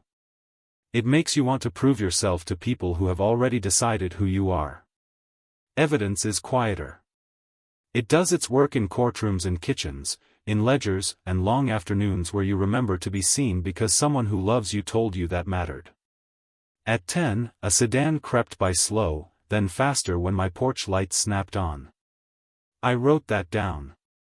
At 11, I called the Veterans Center director and asked if he'd sign an affidavit tomorrow. He said he'd be honored. At midnight, I walked the perimeter of my house the way my father had walked fences when storms came, hand on wood, listening for the places that needed shoring up. The locks were new. The windows closed. The furnace held steady. The quiet here wasn't hollow anymore. It had furniture. It had walls. Before I turned in, I took the cabin key from the dish on the dresser and set it on the nightstand beside my ledger. I liked the way they looked together, the promise of a refuge and the record of a day I hadn't allowed to be taken from me. I switched off the lamp. The dark settled like something earned. In the morning, before sun, I planned to drive to Hendersonville again, stock the bird feeder, write a new index card for the cabinet, take a short walk around the property and note the state of the locks and the back window. Let them think what they wanted about my capacities. I was busy doing the ordinary things people forget are the strongest arguments in the world. As I was drifting toward sleep, my phone buzzed across the nightstand. A voicemail from an unfamiliar number slid into the notification bar. I pressed play. "Mr. Whitman," a formal voice said, "this is the clerk's office. The plaintiffs have filed an emergency motion to expedite the hearing to next Tuesday at 9 a.m. due to alleged imminent risk to property. You will receive written notice." I sat up, the room shifting around me like a boat leaving its mooring. Then I lay back down and closed my eyes. Let them hurry. I'd already learned to live inside the kind of time that makes other people reveal themselves. The morning after the clerk's voicemail, I drove to Hendersonville before the sun unclenched its fist. The roads were the kind that wake a man up because there's no room to drift, patches of old ice under gray shade, low fog nested in the ditch like breath you can see. The cabin rose out of the pines like a good memory you'd almost convinced yourself you made up. I unlocked the door and stood in the kitchen for a moment without moving, letting the quiet say what it needed to say. The bird feeder was empty, so I filled it with seed until it looked generous, the way Laura would have insisted. I taped a new index card under her list: Guillermo, January 11th, 6:41 a.m., stocked seed, tightened hinge on back door, checked window locks, walked perimeter, because if I was going to be somebody's evidence, I wanted to be my own first. The back door had that slight sag in the latch you notice only if you love a place. I tightened the screws until the strike plate met the tongue with a cleaner sound. I brewed tea, not coffee, and drank it standing at the sink while the yard transitioned from blue to the color of reasons. On the mantel, the photo of Laura sitting on the porch in morning light watched me with that patient amusement that used to make me overcorrect in arguments. "You always think you need to have the right sentence," she'd say. "Sometimes you just need to be the right person." On the way back to town, Main Street was waking up. The bakery put out a chalkboard that said hot honey buns and pretended not to be proud of the pun. I parked in front of Della's office and climbed the stairs with the packet of papers under my arm like a small, precise shield. She was already at her desk, hair pulled back, eyes bright with that particular energy people get when they've chosen a side and are glad to be working for it. "They filed to expedite," I said. She nodded. "I saw the notice. We're filing opposition this morning with your exhibits attached and a proposed protective order. We'll also request that if the court insists on an accelerated schedule, it sets a brief status conference first. That gives the judge a chance to ask hard questions and gives us a chance to stand there and be reasonable." "Reasonable," I said. "I can do reasonable." "You can," she agreed. "And you're going to keep doing what we talked about, visible, ordinary competence. Today, go to the Veterans Center, stop by the bank for Mrs. Alvarez's notarized statement, and, if you're up for it, drop in on the diner where Laura liked the pie.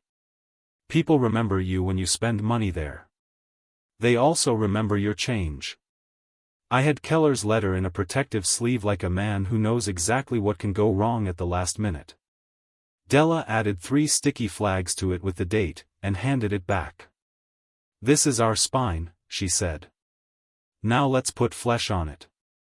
The Veterans Center smelled faintly of coffee and wool. I signed the sheet, stacked canned goods into a pyramid that accidentally looked like pride, and took a photo for the bulletin board because someone said we were light on pictures this month. Mark, steady Mark with the busted knuckles and the little laugh, had his affidavit ready. He handed it to me with a wink. "Wrote it on my lunch break," he said.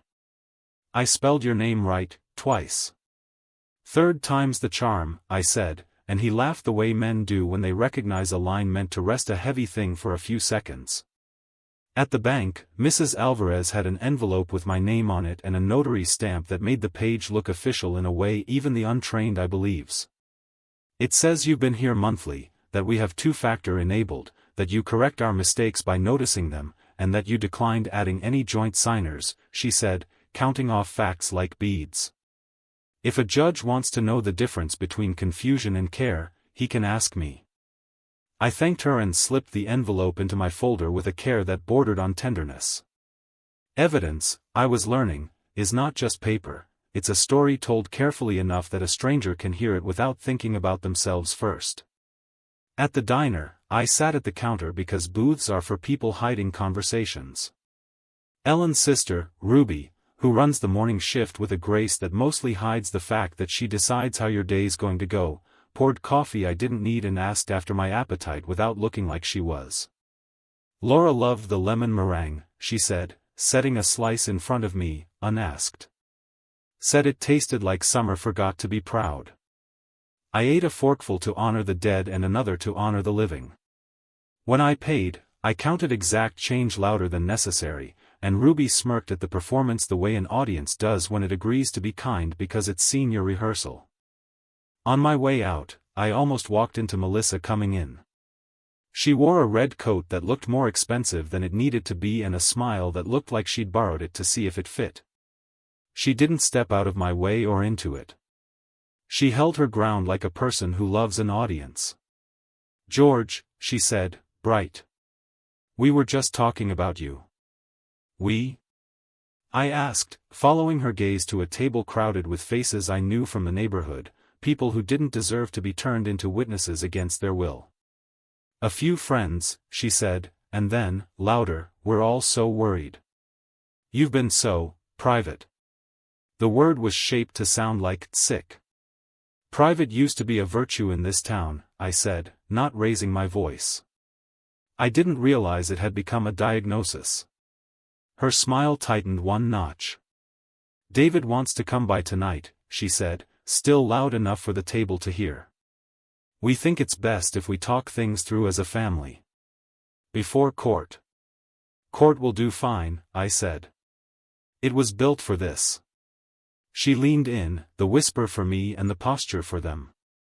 "You can still stop this," she said. "You can still let us help." I looked at her face and saw the young woman she'd once been, the ambition without villains yet, the craving for safety disguised as a plan, the belief that certainty is a kindness to the people you love. I saw, too, the ways grief had hardened her into someone who made lists of other people's lives. "I've said what I needed to say," I replied, not unkindly. "We'll let the judge say the rest." I walked out without turning around. Outside, the air was honest and the light sharp. I wrote down the time, the place, the words, the witnesses. Let them tell it as rumor. I would tell it as record. Della called at 1. "Status conference tomorrow at 3, she said. "Judge Hart. She's brisk and allergic to nonsense. Bring Keller's letter, Alvarez's affidavit, and your ledger. I'll speak, you'll answer when asked.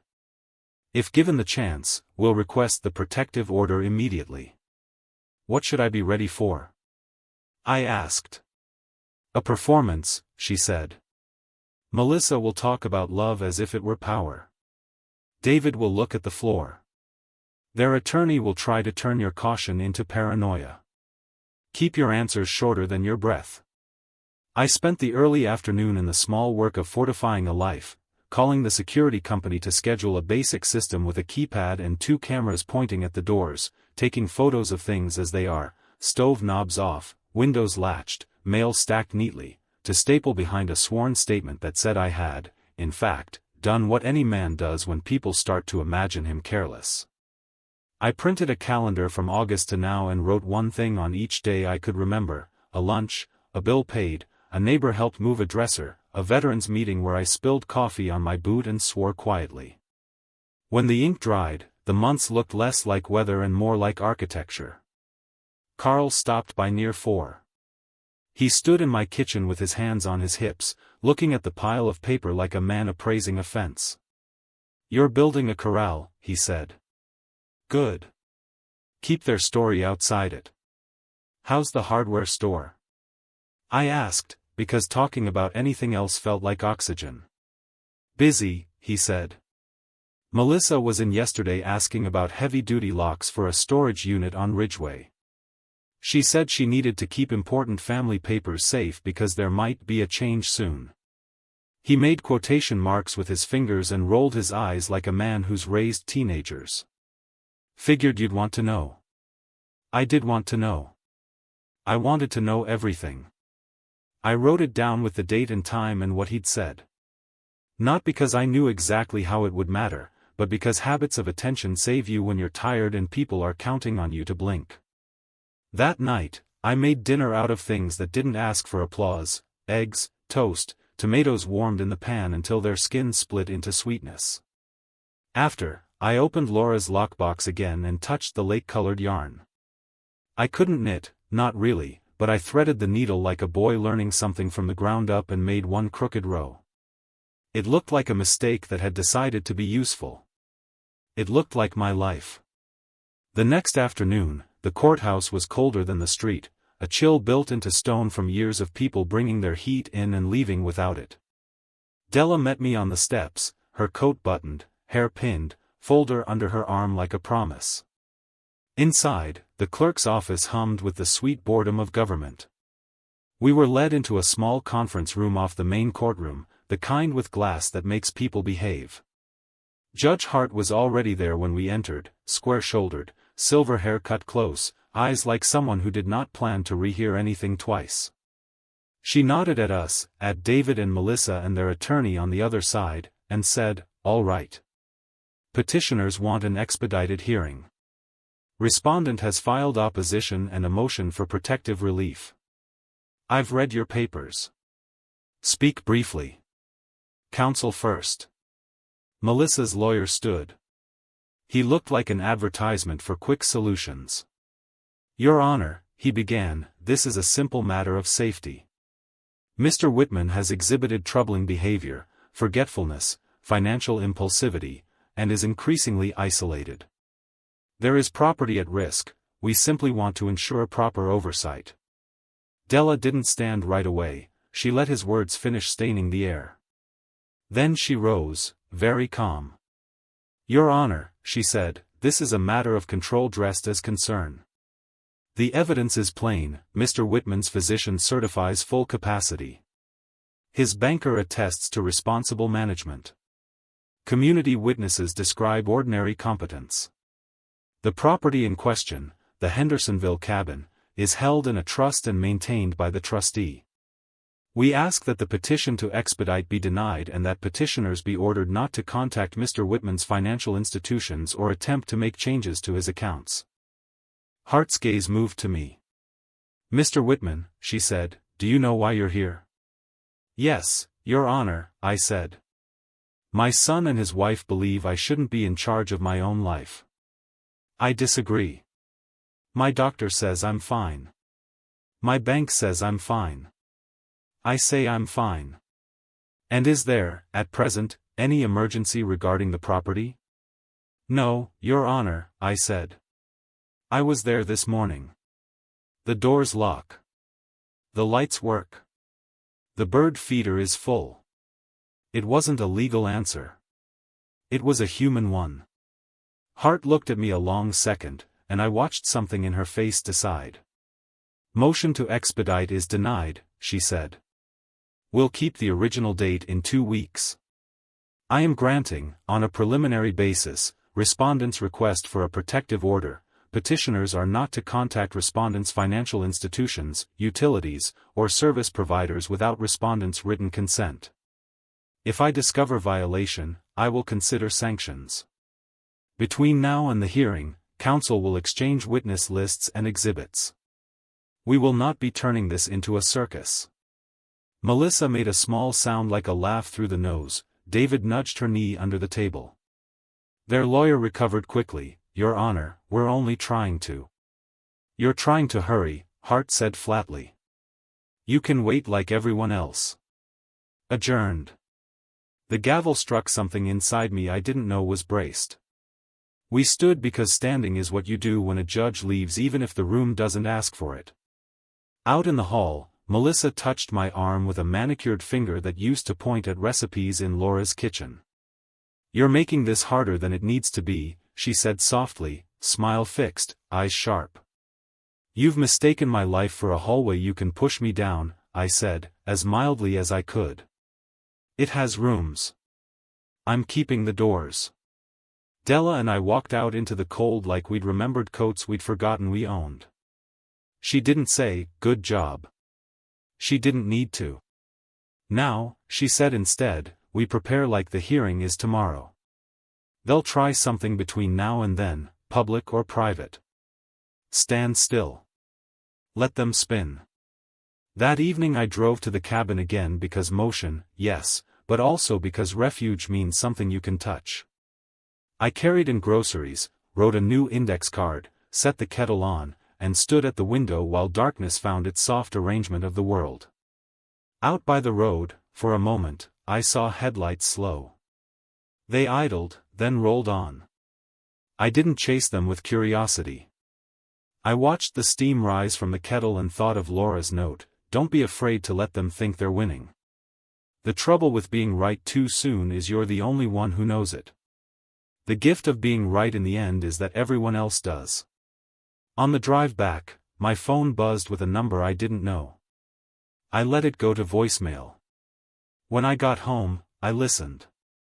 David's voice arrived, careful and clipped. "Dad, we're having a few neighbors over tomorrow night," he said. "Melissa thought it might be good for you to come. Clear the air. Nothing big." I looked at the clock. I looked at the ledger. I looked at Laura's knitting, crooked and brave. I did not call back. I wrote the message down, word for word, with the time. And then I sat in my chair, folded my hands, and felt, finally, for the first time since Christmas, the strange, steady peace of a man who can feel the tide turn before the water knows. I didn't call David back about the little get-together. I didn't text a polite refusal. I wrote the voicemail down in my ledger, underlined, "Clear the air," and closed the notebook like a door. The next morning I made myself seen. I stopped by the Veteran Center with a trunk full of coats that had been sitting in my closet since Laura convinced me a man only needs 3. I signed in with a bold hand, worked the donation table with Mark, and let a teenager with a buzz cut show me how to sort sizes faster. When the director came over, I asked if he'd had a chance to look at the affidavit. He nodded, serious as a salute, and signed in front of me, the pen digging a deep groove through his name like he wanted the judge to feel it. At Raja's store I bought basic groceries with deliberation, reading one receipt twice because Della had said courts believe the ordinary. I let Marianne, my mail carrier, catch me on the way out and asked after her son's new apprenticeship. She glowed, then scolded me for not wearing a scarf.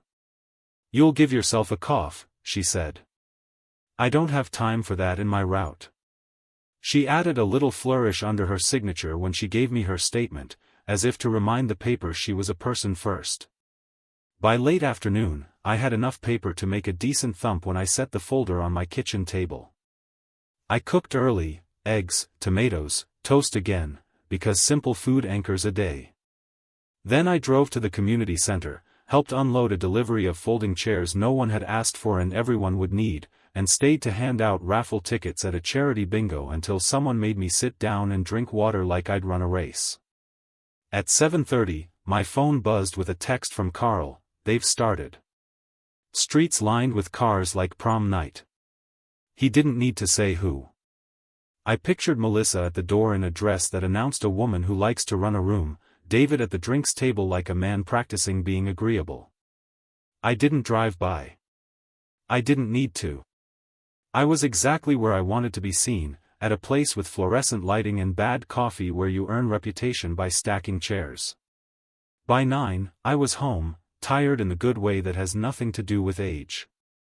The street was quiet, too quiet for a block with that many parked cars a couple hours earlier, and the air had the brittle quality you get when the temperature drops faster than the day can explain. I wrote down where I'd been, who'd seen me, what I'd done, and brewed tea I didn't strictly want. The porch light cast a neat circle on the steps. I sat inside it like a man in his own small lighthouse and let the silence be mine. The next morning, Carl stopped by with a paper bag that smelled like apology and cinnamon. "Brought you a couple pastries," he said, setting them down, then looked at me carefully. "You didn't miss much." Melissa said a lot of things loud enough to sound like concern and specific enough to sound like memory. "He gets confused at the store. He leaves burners on. He isolates." People nodded the way people do when they want to look like they're doing empathy correctly. "And David?" I asked, bracing for something I didn't want. "He stood there pouring drinks, looking at his shoes like they might spell out better choices," Carl said. "When somebody asked him directly how you were, he said, he's stubborn." Which, to be fair, is true. Also not a diagnosis. He took a breath. She floated the word guardianship once like she was testing the taste of it. "Ruby from the diner told her flatly that you counted exact change yesterday and the only person she worried about handling money was anyone trying to take yours." I smiled into my tea. "Tell Ruby her lemon meringue still tastes like summer forgetting to be proud." "Already did," he said. "She said to tell you not to get poetic in a courtroom or Hart will fine you $5 per metaphor." We both laughed, and the sound felt like the first warm day in April. Then Carl sobered. "One more thing, Gil. A guy was there, a friend of Melissa's from real estate, who said out loud he knew a buyer for your lake place and could move fast." She shushed him, but not very hard. "She's still chasing the cabin," I said. "Let her run circles. The fence is built."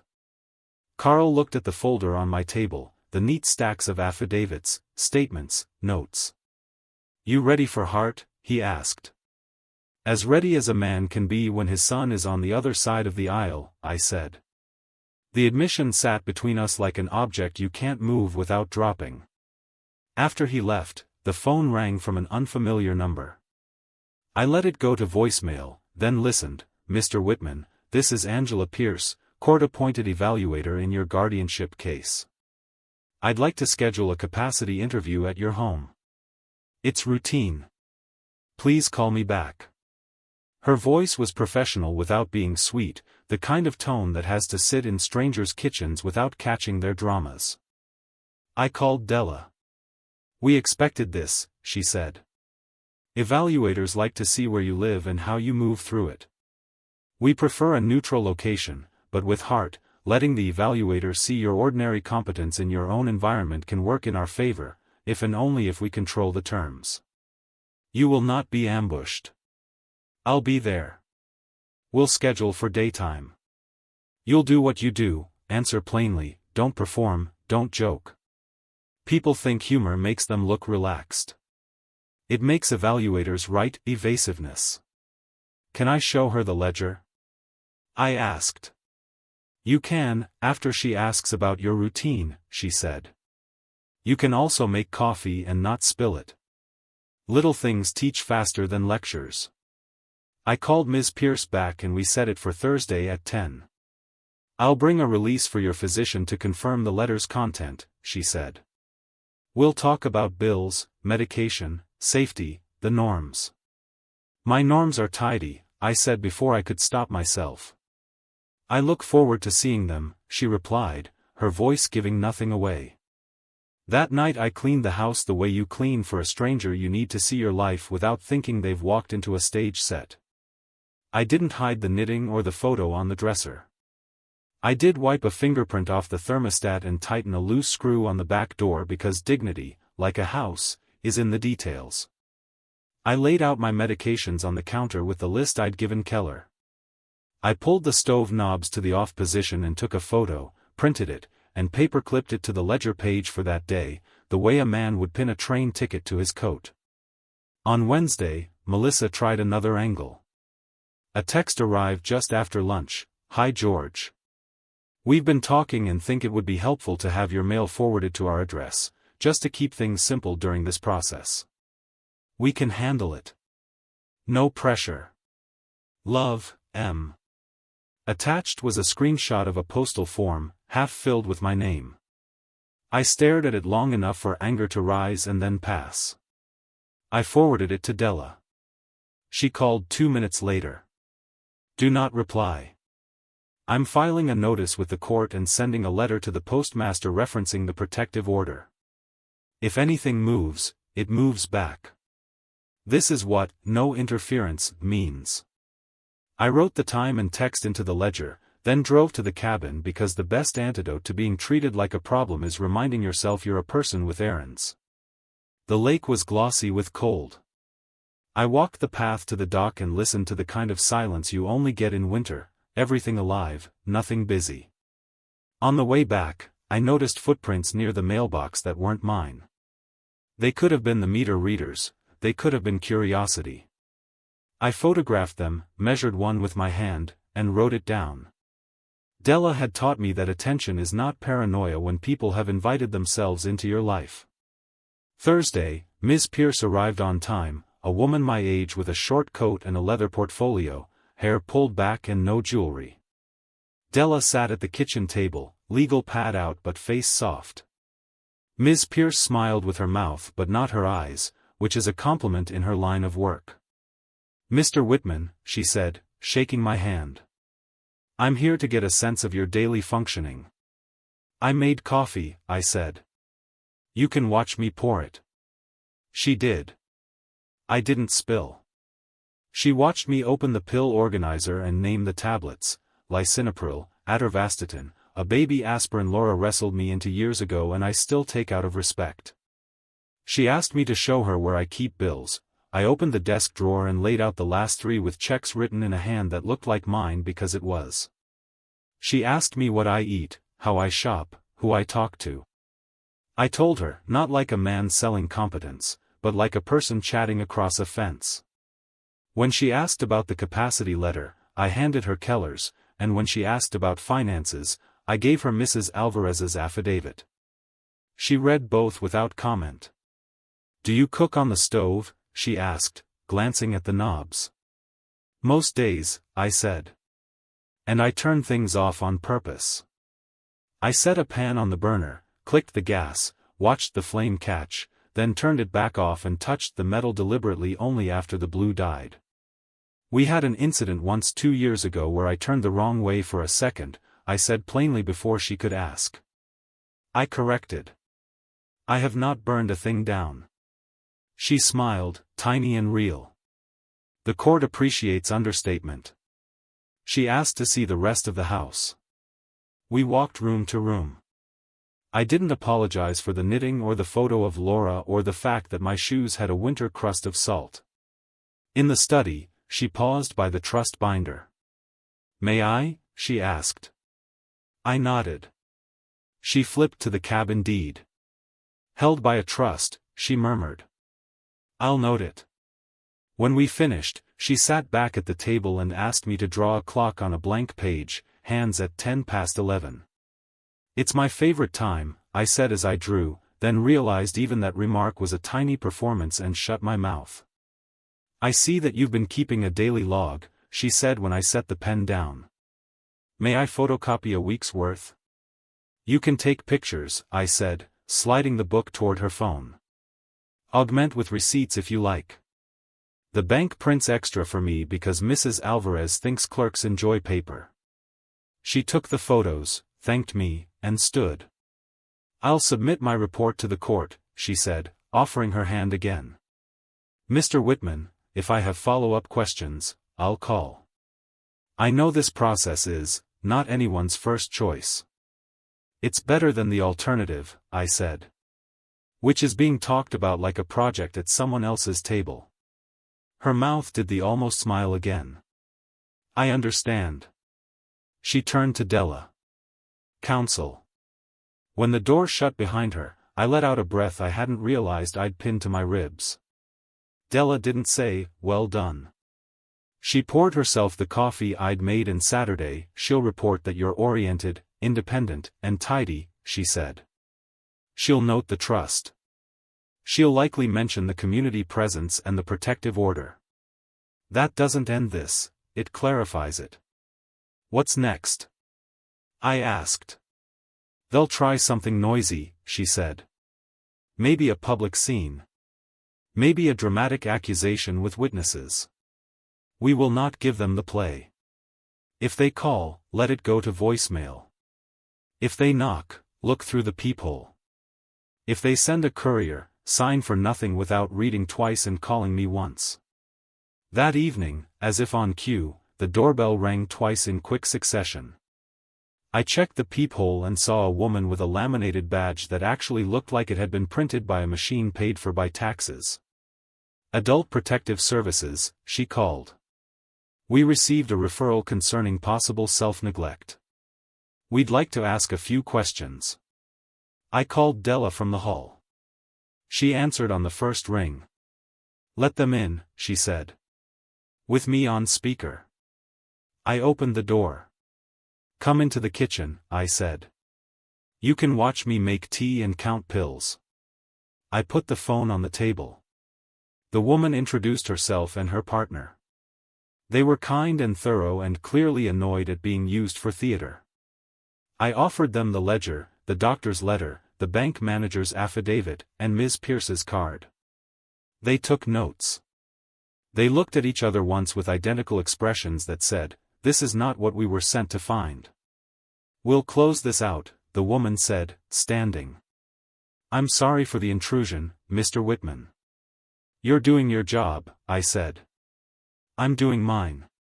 After they left, I wrote the visit into the ledger, noting names and badge numbers the way a man writes down which windows he's caulked. Della texted, "Good. This helps us. It also tells me they're running out of quiet options." On Friday, the clerk emailed the official notice, "Hearing confirmed for the following Tuesday at 9.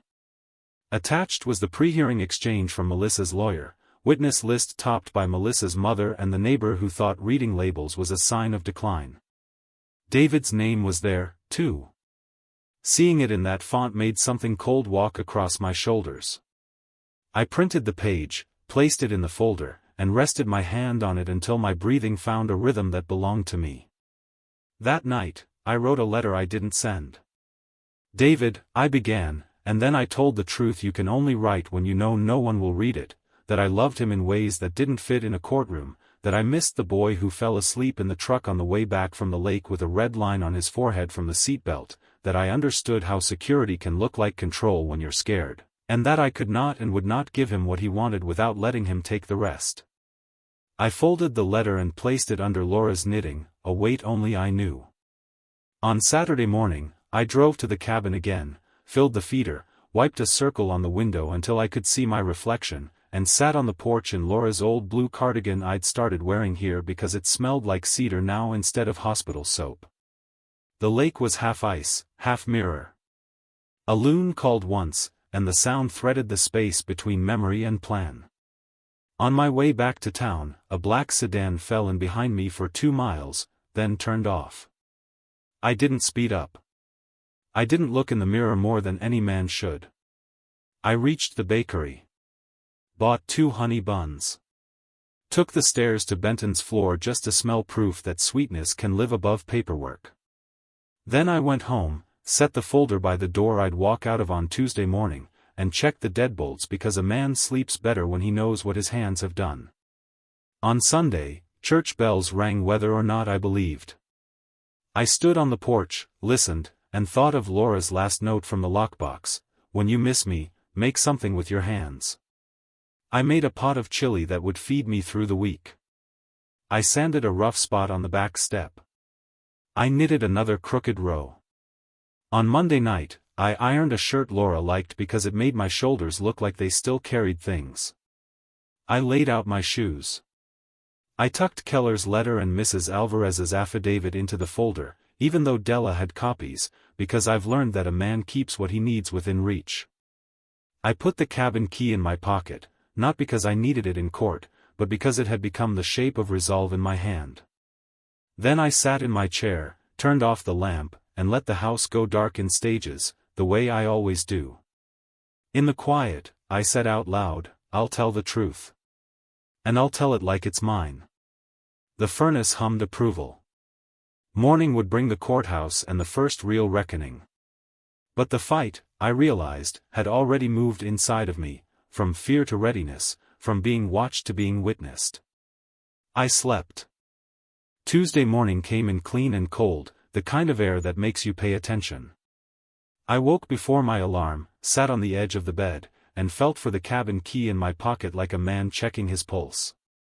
"I'll tell the truth," I said into the quiet, not because the house needed reminding, but because I did. Then I ironed the front of my shirt again even though it didn't need it, ate a spoonful of yogurt to keep my hands from shaking on an empty stomach, and walked out to meet whatever a courtroom would make of my life. Della waited on the steps, coat buttoned, folder under her arm, a pen clipped exactly straight. "You brought Keller's letter?" she asked. "Here," I said, tapping the folder I held. "Alvarez's affidavit, too. Ledger. Receipts. The whole little museum."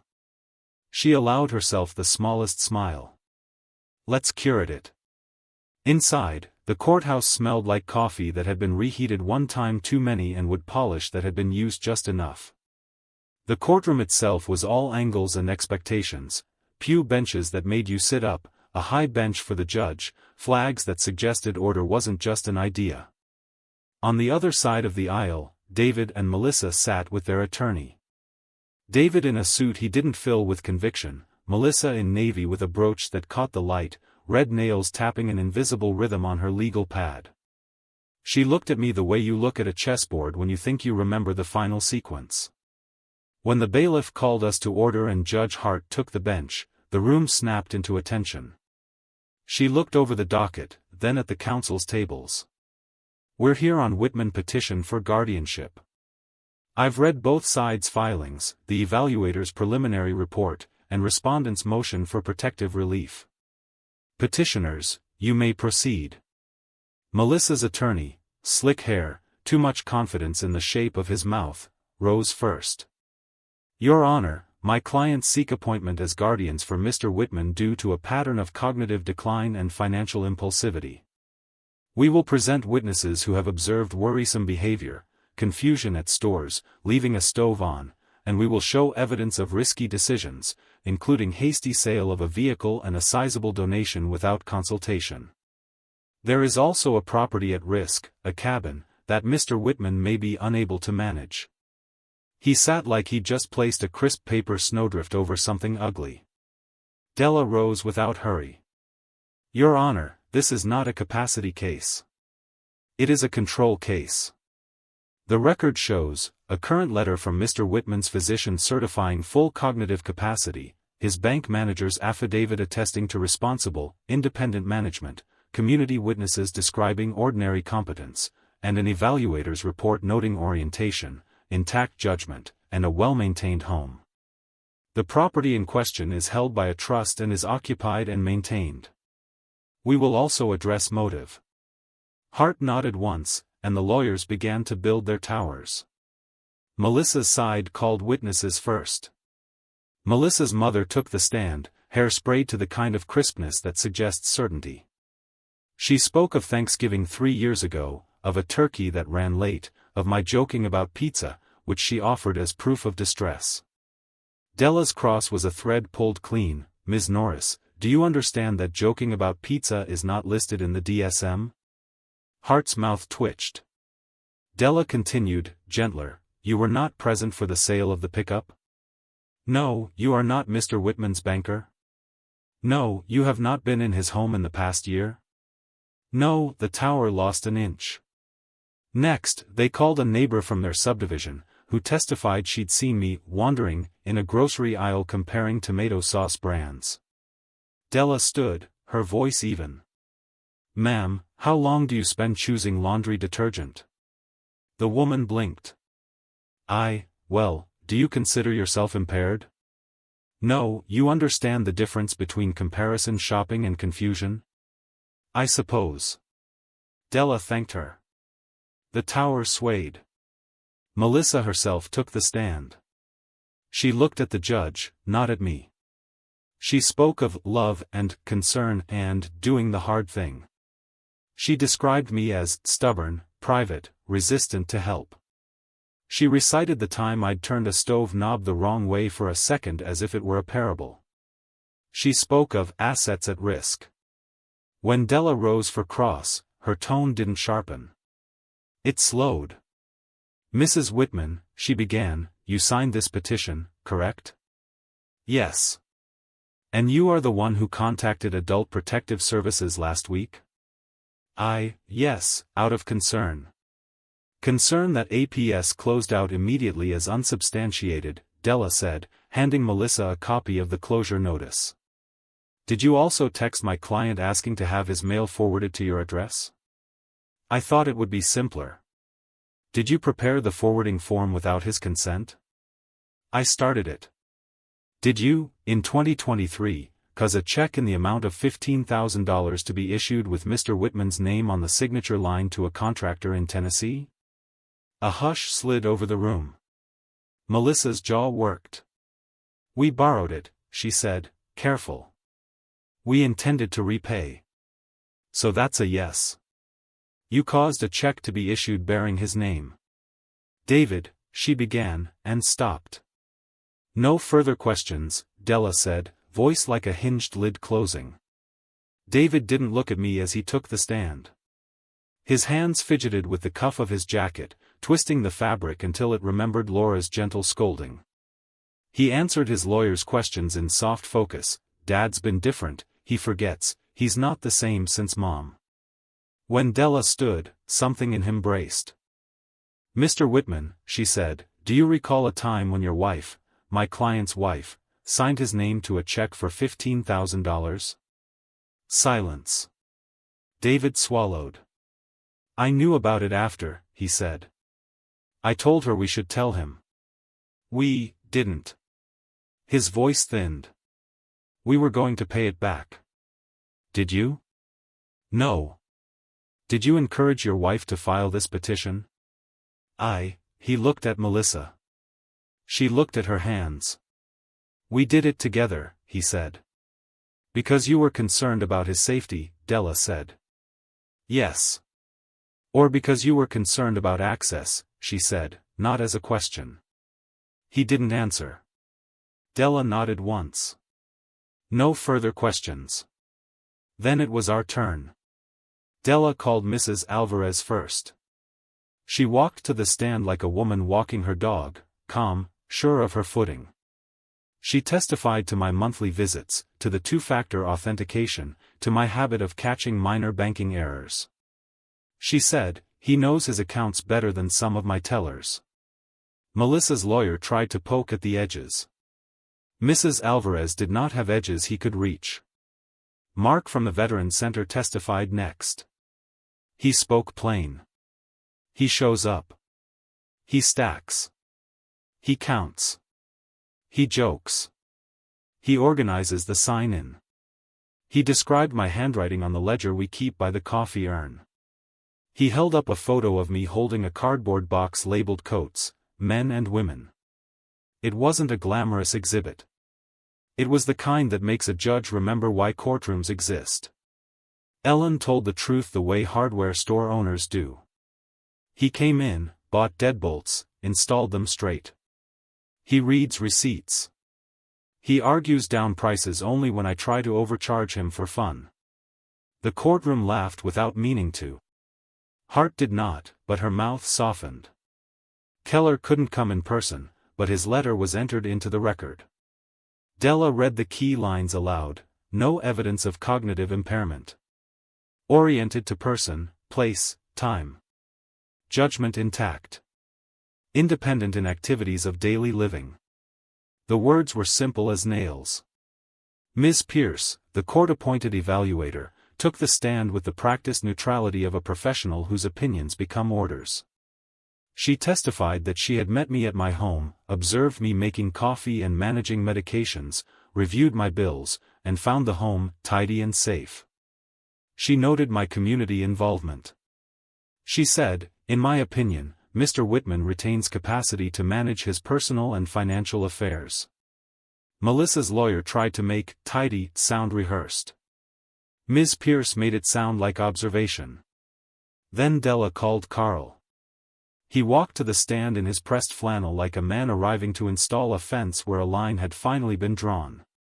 He testified that Melissa had been in the hardware store purchasing a lock for a storage unit, that she'd said aloud she wanted to keep important papers safe for a change that was coming, and, more critically, that he had overheard her at the Ridgeway storage facility tell a man in a two-new blazer, "Once we get the guardianship, we can move fast on the lake place." Melissa's lawyer objected, "Hearsay." Hart overruled, eyes sharp. "It goes to motive," she said. "I'll give it the weight it deserves." When Della called me, my legs felt every one of my 72 years as I walked to the witness stand. The oath landed heavy in my mouth. I sat and looked at the wood grain on the rail until the line stopped moving. Della's questions came like stepping stones, easy distances I could cross. "State your name." "Guillermo Whitman." "Your age?" 72. "Do you know why you're here?" "Yes. My son and daughter-in-law filed a petition to take control of my life because they say I can't manage it." "Can you?" "Yes." "Tell the court about your days." I told the truth without trying to gild it. I told the judge I shop with lists, that I pay my bills on time, that I volunteer twice a week, that I know which burner is which because my wife made sure of it for 47 years and habits like that carve grooves in a man. I told her I sold the pickup because a driveway doesn't need two trucks when one man lives in the house. I told her I donate to the Veterans Fund because I believe in men finishing the things this country asked them to start. Della handed me my ledger. "Is this yours?" "It is." "What is it?" "A log of my days," I said. "Not because I'm forgetful, but because other people are." The courtroom did that soft, involuntary sound people make when a sentence fits where it should. Della handed me Keller's letter. "Did you read this?" "I did." "What does it say?" "That I'm fine," I said, and blinked back the sudden pressure in my eyes. Melissa's lawyer approached for cross with the cautious cheer of a man approaching a horse that has decided to behave. "Mr. Whitman," he said, "you've been through a great loss." "Yes. And grief can cloud judgment." "It can," I said. "It can also clear it." "You turned the wrong way on a stove knob 2 years ago." "Yes," I said. "Then I turned it the right way." I also once left my toolbox on the porch overnight in 1987. Neither qualifies me for guardianship. You're stubborn. Yes, I said, and the courtroom laughed again. But I'm not impaired. No further questions, he muttered. Della stood for redirect with one sheet of paper. Mr. Whitman, do you recognize this? She asked, handing me a photocopy of a check. I did. It bore my name in someone else's hand. Yes, I said. What is it? A check for $15,000 issued to a contractor in Tennessee. Is that your signature? No. Did you authorize it? No. Did you file a police report? No, I said, and felt the whole room lean. I wanted to believe family would make it right. Did they? No, I said. They filed this petition instead. No further questions, Della said, and sat. Time in court stretches and snaps. At some point I realized the towers had been built as high as they would go. Hart glanced down at her notes, then up at us. Counsel, closing is unnecessary, she said. I've read more than enough. She looked at me. Mr. Whitman, I'm sorry for your loss. Then she looked at Melissa and David. Petitioners have presented anecdotes and concerns, some of which are understandable in the aftermath of a family death. Respondent has presented consistent, credible evidence of capacity, physician's letter, evaluator's report, bank manager's affidavit, community testimony, and the respondent's own testimony, which I find clear and persuasive. Motive is also a consideration. Evidence of an unauthorized check, attempts to forward mail, inquiries regarding a sale of property, these do not support petitioner's claim to altruism. She straightened a page as if it needed moral alignment. The petition for guardianship is denied.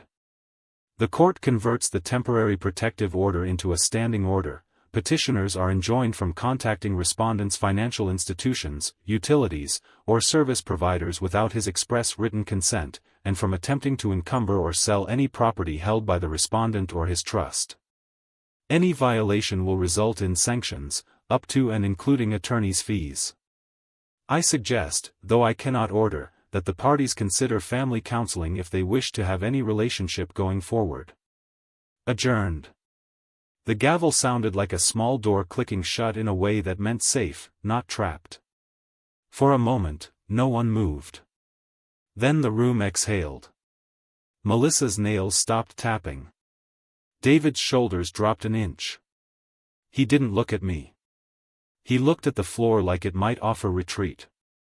Della squeezed my elbow with 2 fingers, a quiet victory. Carl, from the back row, gave me a nod that said only, "Fence is up." On the steps outside, the air felt cleaner than it had when we went in. Della stood beside me, not in front. "It's over," she said. "Not the family part. The court part. What do I do now?" I asked, suddenly aware of the space beyond a fight you've been in for weeks. "You live," she said. "You remember you had a life before this petition and you have one after.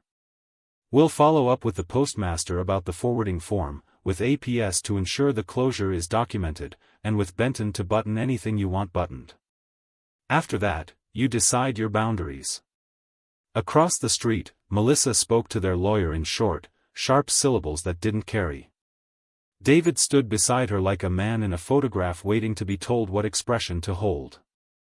I had the strangest urge to put my hand on his shoulder the way I did when he was 8 and had traded his lunch for a shiny stone. I didn't.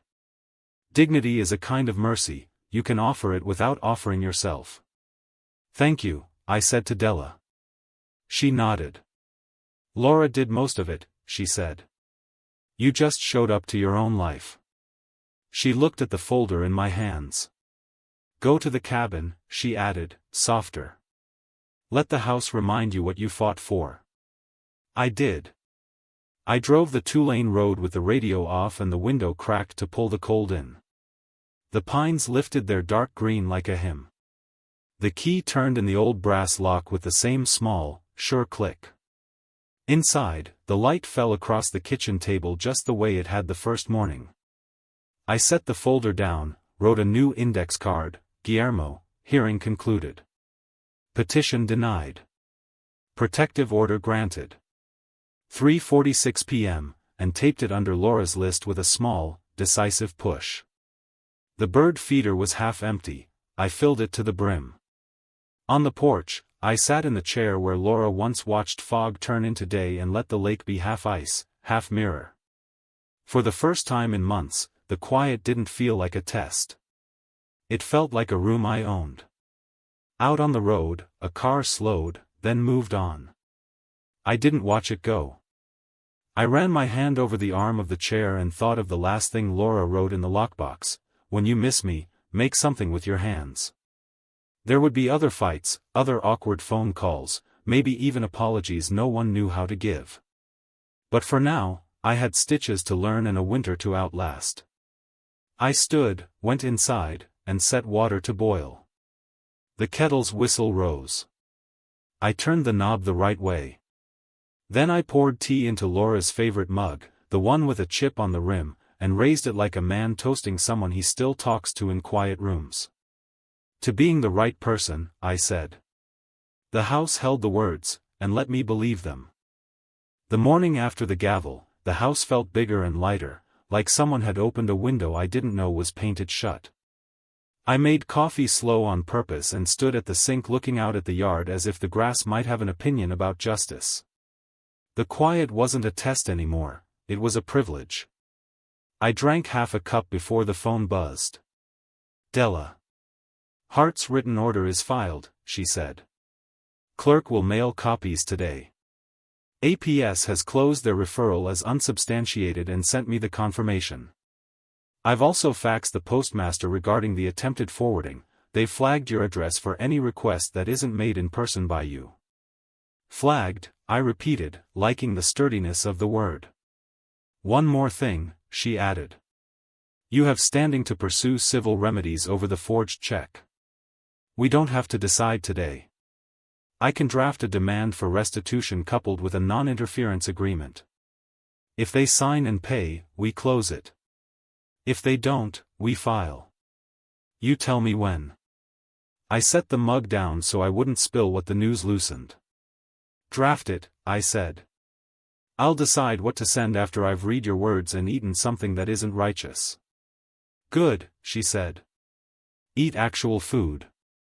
When I stepped outside for the paper, the air shook my lungs clean. The black sedan wasn't there. Two robins made a half-hearted argument on the fence and decided they were both right.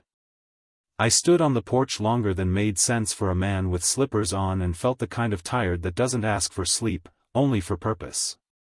By 10, the town had wrapped the same morning around itself it offers everyone, the bakery's chalkboard promising something hot, the hardware store's bell announcing someone forgot a measurement, Ruby's diner throwing off the smell of bacon like a dare. I walked the block slow as a man who didn't owe anyone urgency and let people nod or not. Old man McCaffrey tipped 2 fingers off his cap and said, "Heard the judge had a spine." I said, "She did," and kept going. I wasn't going to turn my life into anyone's gossip curriculum. At the bank, Mrs. Alvarez leaned around her glass like a conspirator. "Judge Hart faxes orders faster than a tax day," she said.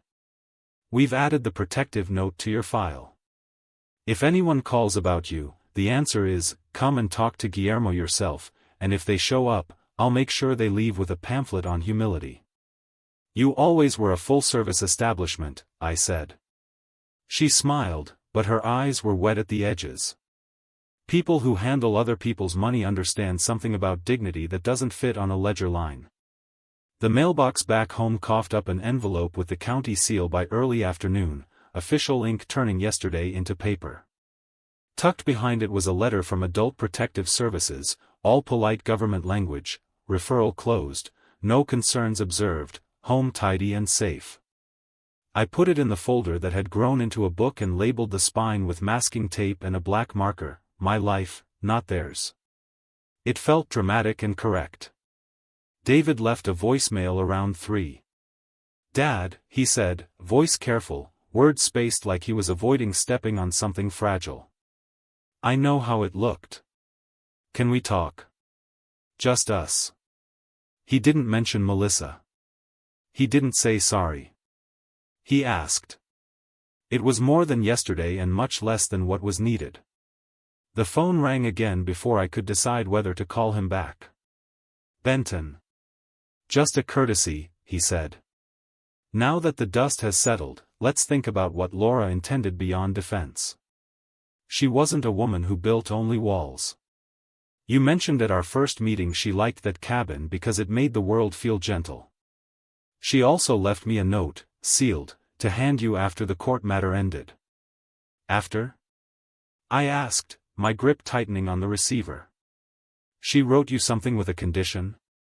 She did, he said. Would you like to come by? I did. The bakery downstairs was sending up the smell of sugar like a benediction. In Benton's office, he opened a file drawer with a small ceremony and took out a slim, cream-colored envelope.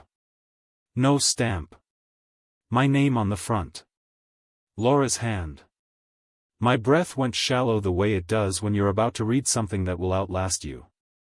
Guillermo, it began. If you're reading this, you kept yourself. I knew you would. You were built to endure, but you were also built to make. I've done the scaffolding, you build the house. The cabin is for you now, and when you don't need it the way you need it today, I want it to be for others. I spoke to Benton about a clause, he'll explain. If you choose, you can seed a fund while you're alive and make that little place a refuge for veterans and families in winter and summer. I don't care if my name is on it. Call it what you want. Just don't let our son sell it to pay for anyone's certainty. Love, L. Below her signature, a postscript, P.S. If there's money left at the end of you, and the idea doesn't disgust you, spend some of it while you can. The best kind of inheritance is seeing what you did with it. Benton slid a thin packet across the desk. She wasn't kidding, he said softly. The trust allows you to dedicate an asset to a charitable purpose at your discretion, with a successor trustee named, me, if you want, until a board is created. If you'd like, we can draft documents to create the Whitman Lake Fund. Separate EIN, separate bank. Clean. It doesn't have to be big to be real. Whitman Lake, I repeated, and then shook my head.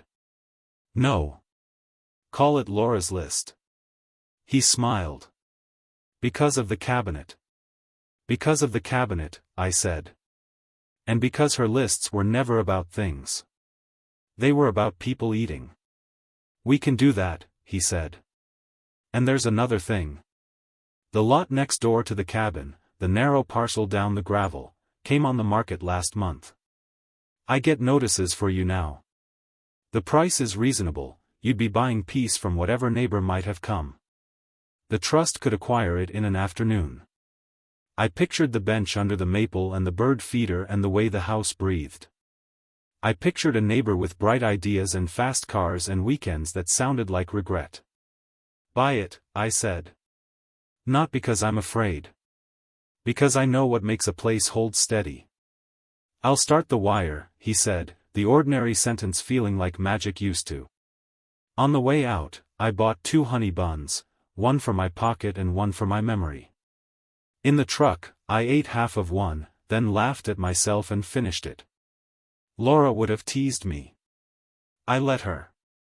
I called Della from the parking lot and told her about the letter and the lot. Good, she said simply. Forward quiet is my favorite revenge. Then she told me the draft was ready, demand for restitution of $15,000 within 30 days, a written acknowledgement of wrongdoing, a promise not to contact my financial institutions or service providers, and a covenant to refrain from attempting to sell or encumber any property held by me or the trust, on pain of suit and fees. If they sign and pay, we let it be. If they don't, we file. Your call. Send it, I said. No cover letter with pity. Just the law. Done, she said. And Guillermo, if David calls, you can meet him. But pick the place, and pick one with light. I chose a booth at the Main Street Cafe where the afternoon sun cuts through the window and shows you dust you forgot lives in every room.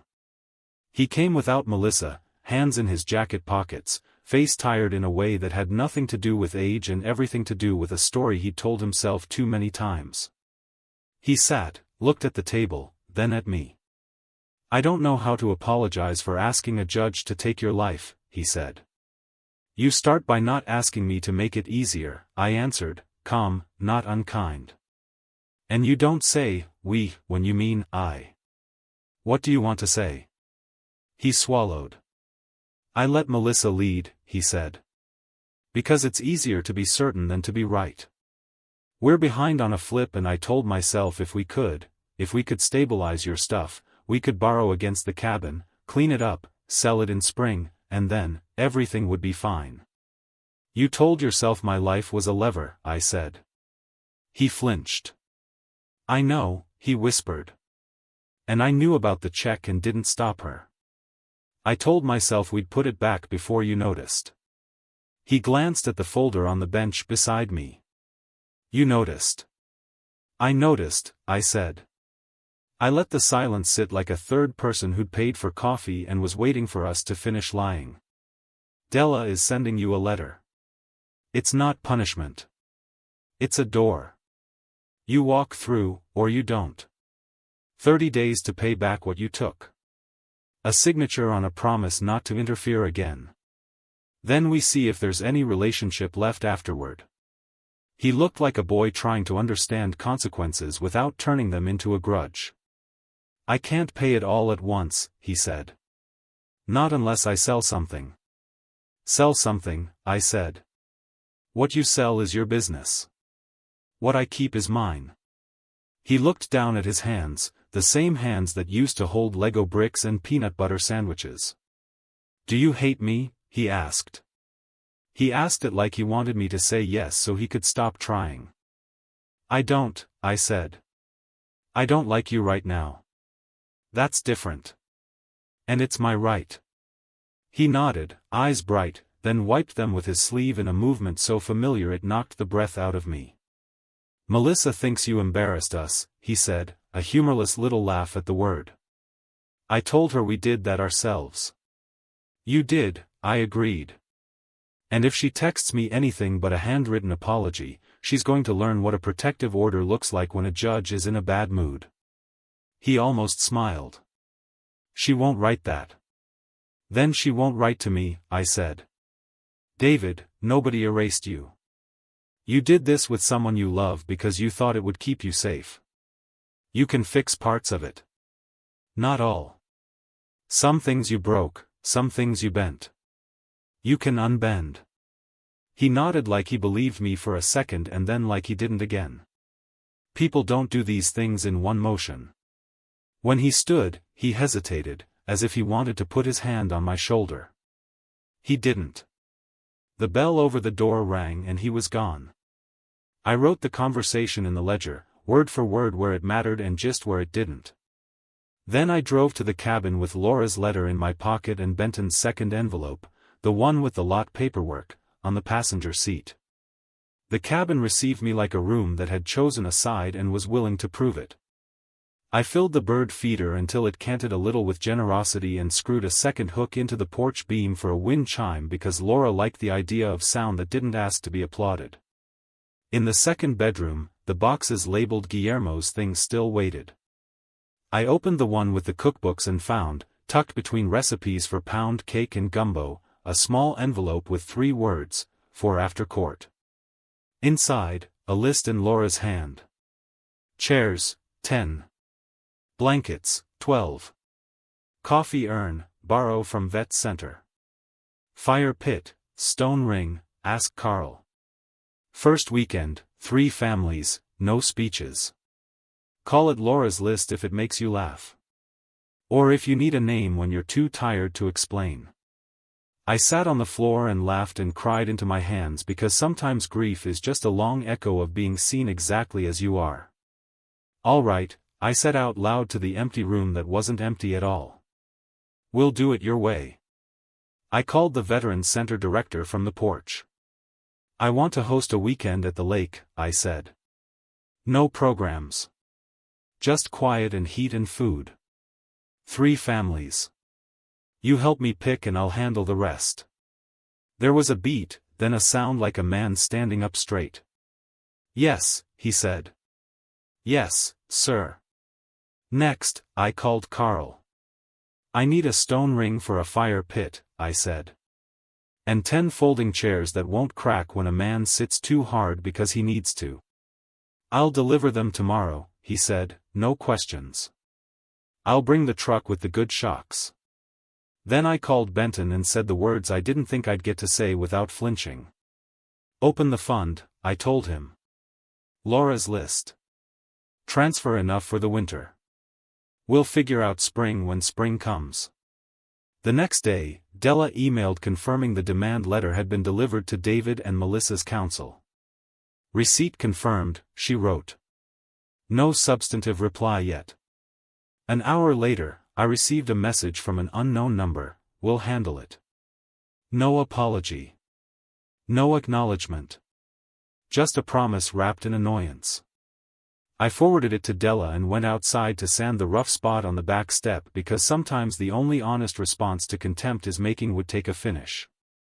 By Friday, the lot purchase had closed. Benton delivered a crisp copy of the deed for the parcel down the road, now titled in the trust's name. I drove out to the boundary and walked it like a man learning a path he'll want in his body when memory is soup. The pines made that soft speech trees make when the wind means no harm. I put my hand on one and said, "You're ours," and for once didn't need to explain who I meant by we.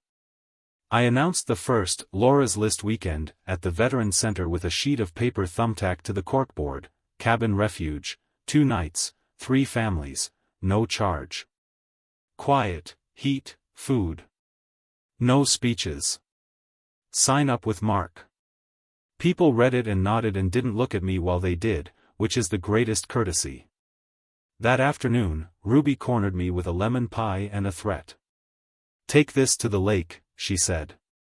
If you let it sit in your fridge, I'll tell Hart you're wasting community resources. I took the pie. I called this life mine. That night, alone at the cabin with 10 chairs stacked in the corner and a ring of stone in the yard, I wrote a new index card and taped it under Laura's list, Guillermo, order filed. Fund opened. First weekend scheduled, February 10th to 12th. 10 chairs delivered. Fire ring set. Coffee urn secured. No speeches. On my way back to town, my phone buzzed. A text from David, got the letter. We'll pay. 30 days. I'll send a schedule. Then, after a long minute, I'm sorry. 2 words. No punctuation. It looked like he'd typed them with his eyes closed. I didn't text back. Not yet. Dignity is time and space as much as it is words. I parked in my drive, turned off the engine, and sat there with my hands on the wheel like a man who just delivered himself to a future he hadn't believed he could afford. In the house, I put the kettle on and pulled Laura's knitting into my lap. The row I'd added looked less crooked now that it had company. I worked 2 more rows and made peace with the fact that the scarf might never be straight. Some warmth is built by hands that shake. The next morning, Carl knocked just after 8, arms full of folded tarps. One more thing for Laura's list, he said. Weather's a liar. I'll add it to the cabinet, I said. Right under, T, you're kind. He grinned, then sobered. Heard Melissa was at Ridgeway Storage yesterday with a real estate guy, arguing in the parking lot. She said a sentence with the word guardianship like it was supposed to unlock something and looked surprised when it didn't. Looked like the end of some story she'd been telling. Endings are a mercy, I said. Even if they crack your teeth on the way out. He nodded. You seen the black sedan? Not in 2 days, I said. Good, he answered. Let's keep it that way. When he left, I sat at the kitchen table and wrote the day's list in my ledger. Not the legal one, the human one. It read, "Call Mark, confirm families. Buy cocoa. The good kind. Stack wood. Sweep porch. Write thank you to Benton. Breathe." I checked off the last item first. Then I put on my coat and went out into air that had learned to be kind again. There would be more calls, more papers, more terms to set and defend. There would be a son to deal with in measured doses and a daughter-in-law's silence to respect from a distance. But now, I had a fire pit to ring and chairs to test and a little winter lake to share with people who knew how to sit in silence without thinking it meant failure. When evening came, I made tea, turned the stove knob the right way, and stood at the window while the porch light drew a tight circle that made the dark behave. Somewhere inside the house, the furnace hummed. Somewhere inside me, a new room opened and didn't ask me to leave. I was not done. I was started. The week between the order and the first weekend moved like work, not waiting. I wrote Laura's list weekend at the top of a page in the ledger and made sublists with the kind of care she would have teased me for. Chairs, checked. Blankets, washed. Coffee urn, tested at the center and then again in my kitchen because nothing humbles a man like a pot that decides to be temperamental once witnesses arrive. Carl brought the stone ring for the fire pit with a bag of sand and instructions as if I hadn't watched him build things since Reagan. I tamped the base until the ring sat level and true. I stacked wood in 2 cords, one for warmth, one for courage, and put a bucket of water 10 feet off because you don't tempt the weather or God with bravado.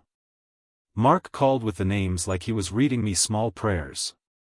A Marine named Tino, back from a deployment that left his sleep noisy, with his wife, Eliza, and their 8-year-old who collected smooth stones and words for the same color. A reservist, Naomi, with a toddler who wore a winter hat with bare ears and a laugh that sounded premeditated. And an older vet, Harold, Korea era, whose adult daughter, June, took 2 buses every other day to bring him stew and sit while he told stories that had been waiting on a listener for decades. No speeches, Mark reminded himself more than me. Just heat and quiet. On Thursday I drove to the cabin with a trunk full of groceries and a pie from Ruby, who threatened me with moral charges if I didn't eat it before it went stale. I set the folding chairs in a respectful semicircle around the fire pit and tested the seating by leaning back the way men do when they've earned a tilt. I taped another card under the cabinet list: cocoa, good kind, marshmallows, 2 bags for the one every kid burns, first aid kit, check bandages, quiet, plenty. The house breathed the way it does when it's about to hold more than one person's grief at a time. Friday's wind blew like someone clearing a throat, then remembered itself and calmed. The families arrived in an afternoon stagger that kept the porch from feeling like a station. Tino pulled in first in a minivan with a dent in the rear bumper the shape of a day he didn't have time to fix. He stood when he stepped out, the way you stand when you've been taught to, and then he softened because leaving salute at the door is its own discipline. Eliza had that look spouses get, the one that says you can ask me for nothing and everything, and I'll know the difference. Their boy, Mateo, held up a mason jar with 3 perfect stones like a small offering. For the lake, he said. If it asks. It always asks, I said. Let's go say hello. Naomi arrived next, toddler asleep and snoring like a kitten. She moved the way women move when they've been both soldier and mother, efficient and gentle with the same hands. She smiled into the kitchen as if it surprised her to see a room waiting without a price tag on the table. No speeches, I said, and she exhaled the way you do when someone else has read the sign you keep in your body. Harold and June came last, the bus dropping them at the corner where the road gives up pretending it's civilized. I walked out to meet them so Harold didn't have to lie to his knees about the distance. He took my arm without the performance of asking and we walked slow, which is to say the right speed. Good porch, he said when we reached it. Looks like it remembers who sat it in. It does, I said. I didn't tell him whose shadow the chair held. He knew without my telling, men like Harold always do. We made a meal out of things that don't try too hard: chili that had been simmered more than it needed to, cornbread that cracked open like an apology, Ruby's lemon pie that made Naomi close her eyes and hum. No one asked why we were there, we already knew why we were anywhere. After dinner, we lit the fire. The ring took the heat like it had been waiting for it all its life. Matteo burned his first marshmallow to black joy and announced he liked it the smoky way. Tino held his stick too close, then pulled back, then laughed at himself like a man remembering the rules belonged to him, too. Harold warmed his hands and said nothing for a long time, then told a story about a train platform in '53 and a girl in a red coat who'd looked back once and never again. June put her hand on his knee and kept it there. The wind shifted. It didn't turn mean, it just told us it was there. Halfway through the second log, headlights slowed on the road. A county cruiser, blue stripe catching the fire glow, idled for a breath then pulled into the gravel. I stood before anyone had to ask me to. 2 deputies stepped out, hats low, hands open. The older one introduced himself by name and then said, "We got a call about an unsafe fire and an elderly host who might be confused." He winced at the last word like he wished the comma had eaten it. "You got a call," I repeated, and didn't make him say from who. "You're welcome to come look at the ring. We've got water. No wind advisory. Chairs outside the 50-foot line. I can show you the county code on my phone if you want to pretend we both like reading on a Friday night." He cracked a smile. The younger deputy, all awkward kindness and new boots, glanced at the families and then back at his partner. "We can see you're good," the older one said, and he meant more than the fire. "We'll note the address as a location with appropriate supervision." I went inside and came back with the APS closure letter and the judge's order because a man should bless officers with less paperwork when he can. The older deputy read and nodded like someone whose wife keeps every important thing in a folder labeled with a word he didn't think mattered until it did. "Sorry to bother you," he said, handing the papers back. "Enjoy the night. And that pie smells like my mother's." "Take a piece for the road," I said. He hesitated, then didn't. The younger one took a marshmallow and toasted it poorly and laughed at himself. When they left, Naomi murmured, "They sent good ones," and I agreed. After they were gone, silence settled back down with the kind of dignity that doesn't hold a grudge. Tino stared into the fire for a long time. "Sometimes I dream with my eyes open," he said finally. "This helps." No one asked him to explain. Matteo held his jar out and asked the lake if it wanted a stone. We walked to the dock, and he rolled one in with ceremony. The splash was small and perfect. It said yes, he decided, and ran back to the fire like he'd just done a job someone trusted him with. When the cold convinced us we were human, we went inside. I made cocoa, the good kind, in a pot big enough to feel like an answer. Harold fell asleep in the chair by the window, mouth open, a sound like an old hinge keeping time. June covered him with a blanket Laura had stitched out of shirts too loved to throw away. I wrote the time and the visit from the deputies in the ledger because facts don't disrespect a good night by leaving it undocumented. The next morning smelled like coffee and frost. Naomi taught Matteo to crack eggs one-handed while Eliza pretended not to supervise. Harold told me about a river he'd wanted to see again and hadn't, and I told him about a woman who made grocery lists that felt like maps.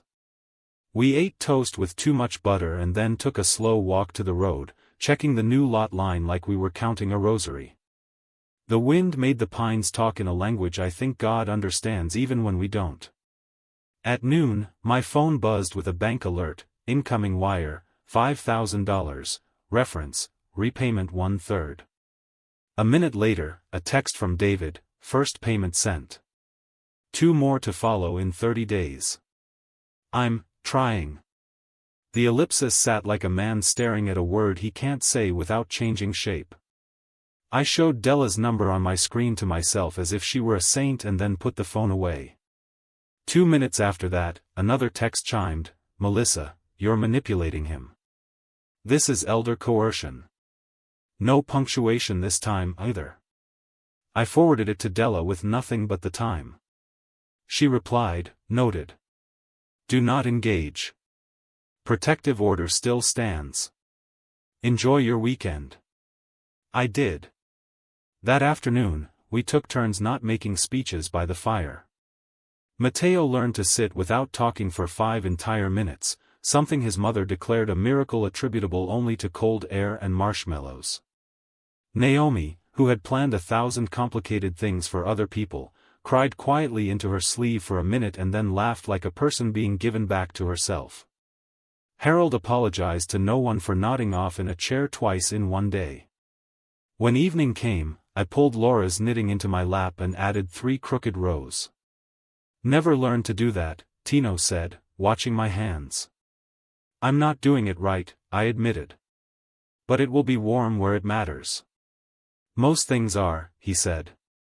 Sunday morning broke clear. We made pancakes misshapen enough to be honest. June took a photo of her father on the porch, head bent, sun catching the white in his hair like surrender. Naomi wrote Laura's list on a scrap of paper and taped it to the cabinet with the grocery list as if it had always been there. Before they left, we took the chairs back outside and sat one last minute in silence. I don't know what anyone prayed for. I asked Laura to keep liking me. When the minivan doors slid shut and the last wave disappeared in the trees, the cabin held a quiet that didn't press. I cleaned slowly, grateful menial tasks still know how to forgive mistakes without a lecture. I wrote the weekend into the ledger in a hand that felt steadier than it had a month ago. On my way back into town, Benton called. Wire for the lot processed and recorded, he said. Deeds in the trust safe and I've sent you a copy. Also, an old CD matured last week. Laura set it aside 5 years ago with instructions that if a guardianship petition was ever filed and denied, half would cede whatever plan you chose for the cabin. I can move it into the Laura's List fund with your authorization. She thought of everything, I said, which was both true and untrue because even Laura couldn't guess which parts of me would survive the weather and which I'd have to rebuild. She thought of you, he corrected gently. Authorize? Authorize, I said, and heard my voice come back to me like an echo answering a call it recognized. I stopped at the diner to thank Ruby for starting wars with pies in my favor. She set a slice in front of me without asking and flicked her towel at my hands. You smell like wood smoke and moral victory, she said. Don't track either on my floor. I laughed and did as I was told. When the plate was clean, I paid with a 20 and exact change like a man auditioning for competence and then realized I didn't need to audition anymore. Ruby must have seen it. About time, she said, not unkindly. The black sedan didn't appear that night or the next. The mail came with nothing from lawyers. The Veteran Center bulletin board sprouted a second sheet underneath mine, thank you, GW, no speeches. Mark swore he hadn't put it there. I pretended I believed him. On Wednesday, Della called to say Melissa's counsel had acknowledged the demand and proposed a payment schedule that matched David's text. We'll paper it, she said. And I'll draft a mutual non-disparagement clause. She can keep her opinions, she just can't post them or whisper them in a way that becomes a civil problem. Thank you, I said. It felt insufficient and exactly right. That afternoon, I drove out to the cabin alone with a bag of rock salt, a box of cocoa, and the conviction that winter teaches patience to men who think they're too old to learn. The lake held a skim of ice that cracked like glass when a duck decided to be irresponsible. I filled the feeder and watched 2 chickadees decide my generosity wasn't suspicious. I sat on the porch, pulled the knitting up, and made a few more rows. When I finished, I didn't hide the crookedness from myself. It looked like a map drawn with a shaking hand on a moving train. I taped a new card under the cabinet list, first weekend done. 3 families fed. Fire pit held. Deputies ate pie. Wire received. Apology pending. I stood back and read the list like it belonged in a church bulletin. On the way home, my phone rang. David. I let it buzz twice, then answered. I got your text, I said. I'll send the schedule, he replied. And a letter. I know that sounds formal, but Della, your lawyer, said it should be. It should, I said. And then we'll be quiet for a while. That's part of this. I understand, he said, and for once the words felt like a bridge instead of a trap. Dad? Yes. Thank you for not taking me to court, too. I didn't do it for you, I said. Try to make that the starting point. There was a small, almost laugh that hurt to hear and helped to feel. I will, he said, and hung up before either of us could cheapen it. That night, I sat at the kitchen table with the ledger open and the cabin key heavy in my palm. I wrote slowly, February 13th, return to town. Called Benton, fund seated. Called Della, schedule agreed. Called no one else. Knitted 3 rows that looked like stubbornness. When I closed the book, the house didn't seem to be holding its breath anymore. It breathed like a person asleep beside you, steady, imperfect, real. I turned off the lamp and let the dark arrive in stages. I said out loud, because I had learned to trust sentences born in quiet, I'm not being erased. The furnace answered with a comfortable sigh. In the morning, I would buy more cocoa and call Carl about a second ring of chairs. I would measure the steps and sand the rough spot I'd missed. I would check the locks and they would answer like friends. And if a sedan idled out front again, would not let it rearrange my bones. I wasn't done. I was building. And the building looked like a place where people could sit by a fire without having to explain who they were to anybody who didn't deserve the story. The first letter from David arrived on a Tuesday, ink signed in his slanted hand on paper that looked expensive and felt like a confession trying to behave. I stood at the kitchen counter with a butter knife in my hand like a gavel I hadn't asked for and read it all the way through once, then again. He didn't beg. He didn't list excuses like coupons. He wrote, I did what I did, and I let it be done in my name. We thought we could move the world with your signature and pay it back before you noticed. That sentence looks worse on paper than it sounded in my head. He wrote he'd sent the first payment, that the next would come in 2 weeks, that he had told Melissa they would sell the second car and a rental that never cash flowed right. He wrote, I don't know how to be your son and not also be ashamed. If you tell me to stay away for a while, I will. I folded the letter and slid it under Laura's knitting, the way you put a hot pan on a trivet so it doesn't mar the table. Not to hide it. To let it cool. Della called an hour later with the thing she promised, paper. Payment plan executed, she said. Mutual non-disparagement signed by counsel, enforceable with liquidated damages. They breach, they pay. We've carved out an exception for private apologies because I have to believe in those to keep this job. You sign? I sign, I said, and I did, my name making the same shape it has made for 50 years and meaning more this month than it did last. Benton rang in the afternoon with a practical request and a gentle surprise. The EIN for Laura's list is active, he said. We need a mission statement, not for the IRS, for the people who will bring food and wood and the kind of gossip that makes a place part of town instead of a rumor. Then he cleared his throat. Also, an anonymous gift arrived at my office, $500. No note. Cashier's check.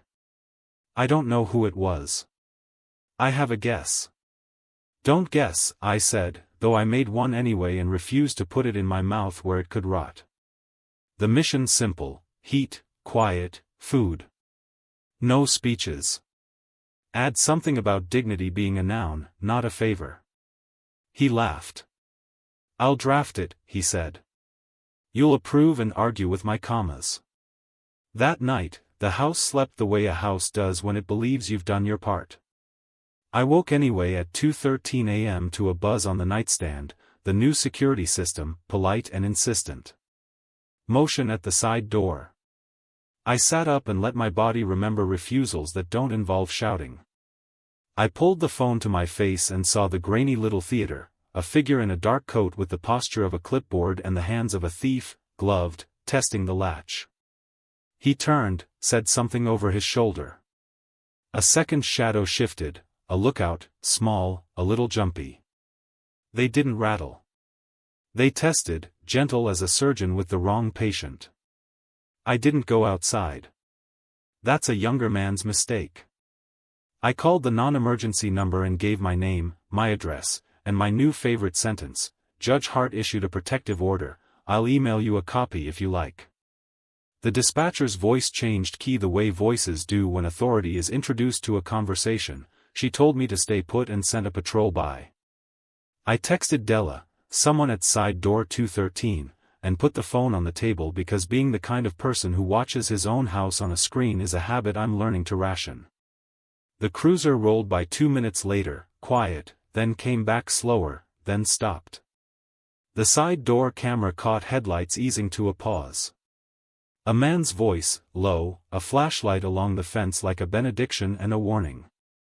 The shadows melted, the way cowards do when light shows them their shoes. By the time the officer rang the bell, the figures were gone. He was young enough to be my grandson and careful enough to make me think a woman had loved him well. I showed him the footage. He asked if I wanted to file a report. I said yes because paper is a wall, too. He took down the time, the angle of the shoulder, the make of the coat as if those things mattered as much as they suddenly did. He asked if I recognized anyone. I told him the posture looked like a man who had once sold me a bad roof, but my eyesight is not testimony, and I would not swear to a silhouette. After he left, I forwarded the clip to Della and to myself and to an email account Benton had made for the trust that I still did not know how to navigate without a written map. Della's reply came back before I'd set the phone down. Got plates off the cruiser's dash cam. Registered to an LLC that belongs to your daughter-in-law's friend with the 2 new Blazer. I will handle this in the morning. Do not worry and do not open the door. Also, I hate being right about noisy moves. I slept the second half of the night with the cabin key in my palm, not because it would help if someone got through a deadbolt, but because it reminded me I wasn't a door. In the morning, Della called with her voice in litigation mode, cool, precise, unafraid. I've sent a letter to counsel attaching the police report, the protective order, and stills from your camera, she said. Cease and desist. Next time we go to Hart with a contempt motion and a request for fees. I also sent a courtesy copy to the gentleman's broker of record. Real estate licenses are delicate when you use them as crowbars. That feels like a lot, I said, and then heard Laura laughing at me for calling accountability a lot. It's the least, Della said. You get back to your lists. I did. The second, Laura's list weekend, was in 2 weeks and the forecast was flirting with a blizzard's shoulder. I wrote tarps in the ledger and underlined it twice. I called Carl and said the word generator, the way men do when they want to talk about backup plans because they've learned first plans are dreams. He said, I'll bring 2. We'll test them in weather that doesn't care what you think. That afternoon, Dr. Keller called, not from his office, from the grocery aisle, sounding like a man who knows bumping into a patient where the tomato sauce lives is both medicine and the opposite. I saw a post on the neighborhood page, he said, low. Melissa's mother wrote something vague about elder safety concerns and people are circling. I've reported it to the admin, and Della already sent a screenshot to counsel with the non-disparagement clause highlighted. You don't need to answer a thing. Let your paper answer. Thank you, I said. For watching where you don't have to. Laura asked me once if I would, he replied, as if confessing to a small conspiracy. I told her yes. The post came down by evening. A follow-up appeared, bland as oatmeal. Our family appreciates privacy. Ruby sent me a text that said only, would she like pie? I told her no pies for enemies, save them for officers who eat marshmallows wrong. David deposited the second payment early. A wire at 11 that made my phone chime like a bell. Thank you, his text said after. Then, I found a job on a crew. Less deals, more wood. Feels honest. I thumbed a reply and deleted it twice before sending, good. It was what I had. He wrote back a photo of his hands, dirty again. I didn't know if relief or grief was supposed to win. I let both take a lap. At the cabin, I started a little library on the second bedroom shelf, paperbacks you can read in pieces, Steinbeck, Ursula Le Guin, a dog-eared copy of The Things They Carried that had been mine since I was 30, and those things felt both literal and heavy with extra meaning. I wrote, "No speeches," on a card and tucked it at eye level where you might miss it unless you were a person who needed to see it. I added 2 more blankets to the pile and bought a pack of those hand-warmer packets that feel like cheating and are actually mercy. The blizzard arrived in pieces, then all at once. The second weekend came with it. The families chosen this time were younger, 2 couples, both with small kids, both with eyes that kept moving even when the room didn't. A third, a woman my age traveling with her grown son, both of them polite to a fault in the way people are when they don't know if they're allowed to exhale.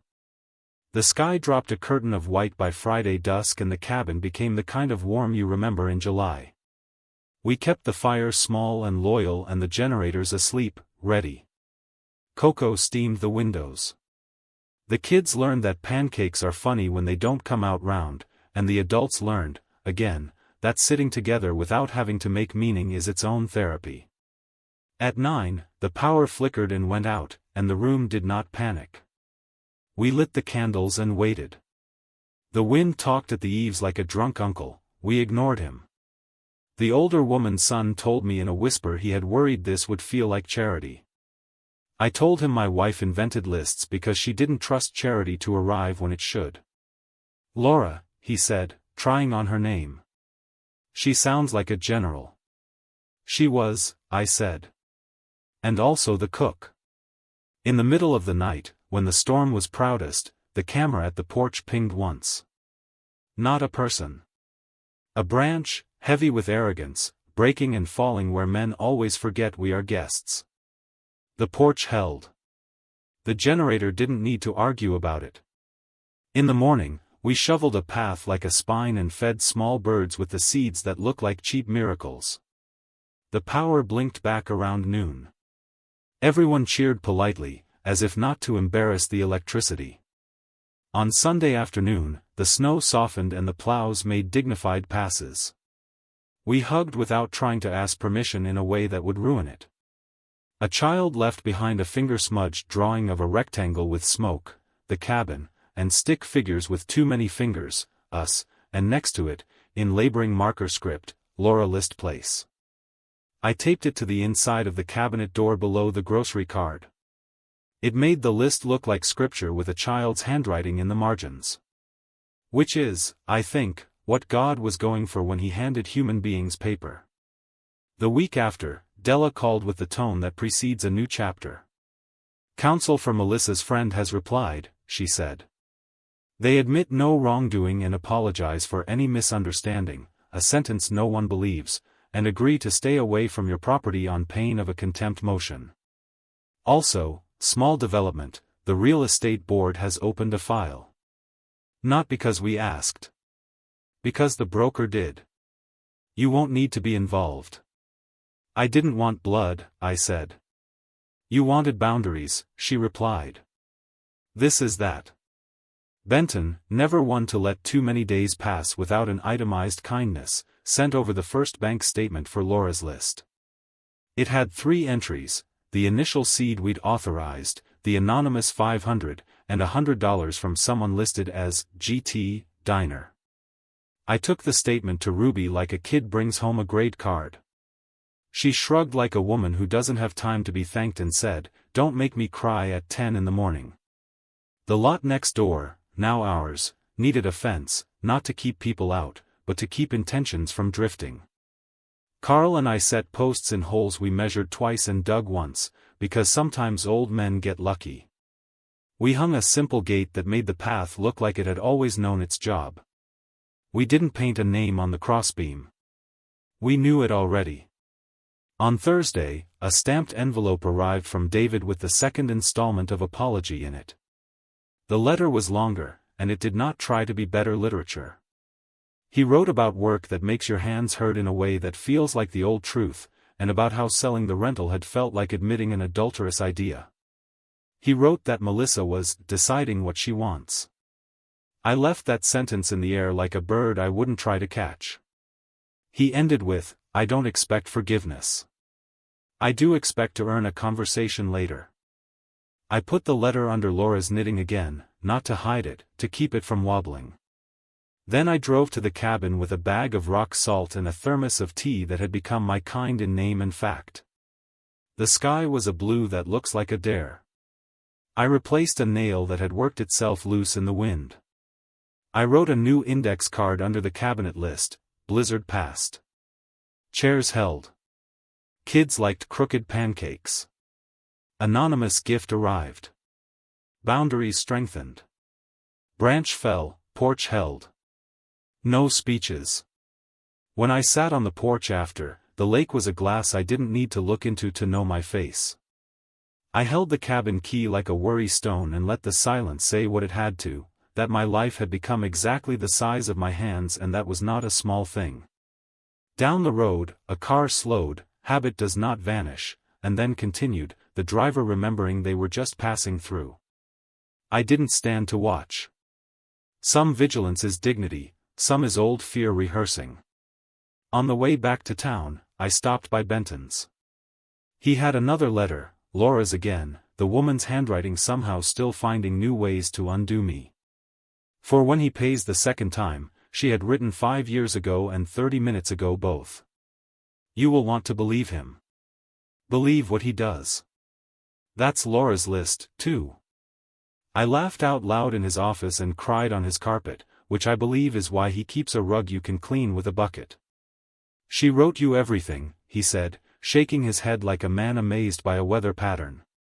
She wrote me a way to live, I said. And a way not to die while I'm doing it. That night, Della texted, Judge Hart signed the non-disparagement as an order at our request. Belt and suspenders. Sleep. Then, a second later, because she can be human when she forgets she's a sword, you're doing well. I'm doing the list, I wrote back. Same thing, she answered. I went to bed with the knitting in my lap and the cabin key on the nightstand and the ledger open to a page that had too many lines and not enough, depending on your appetite for proof. Outside, winter kept arguing with itself about when to leave. Inside, the furnace hummed like an old friend who knows when to stop talking. I wasn't done. I could see the end of the road, not because it was close, but because it had finally decided to exist. The wrong we'd made right would grow its own consequences. The right we were making would grow in quieter places, under pine trees, in a cabinet with a list, in a chair that remembers the weight of a man who fell asleep holding his dignity like a blanket. Tomorrow, I would buy more cocoa and another pie and a pack of hand warmers I'd tuck into a drawer the way my wife used to tuck notes into my coat. I would call the Veterans Center and say, same time, 2 weeks. I would call Benton and ask him to show me how to read a fund statement without thinking I had to be a person who uses words like corpus. And if the black sedan returned, it would find a fence, a camera, a light, a man who would not open the door just because someone knocked like they practiced it. The rest of this story would not be about courtrooms. It would be about a lake that learned my name again, and a boy who might learn his, and a woman who wrote lists because she believed in what got done. Benton sent over the draft mission statement for Laura's list on cream paper like a church bulletin: heat, quiet, food, no speeches. Dignity is a noun. I sat at the kitchen table and wrote it again in my own hand until the ink looked like it belonged to me. I added one more line Laura would have underlined in pencil: when in doubt, feed people. Then I taped a copy inside the cabin cabinet under the grocery card, where all the sacred texts in my life now live. By mid-morning the phone chimed, Ruby, no greeting, just a screenshot. Coming soon, Lakeside Cottage, Hendersonville, inquiries welcome. 4 photos followed. 2 were mine. One was the porch with Laura's blue cardigan draped over the back of the chair the day I'd forgotten how to take it inside. The other was the kitchen table, Laura's list cabinet in the background. The fourth was a wide shot stolen from a public map site, the lot line disguised as an invitation. My throat went to dust. For a long breath I watched my hand refuse to shake because it had work to do. I called Della and forwarded the screenshot. "Stay put," she said, her voice landing in that clipped register that puts out fires with precision. "Do not call the number. I'll handle it." "What site?" "The local MLS patchwork and a national syndication," I said. The words tasted like I'd been studying something I never wanted to learn, because I had.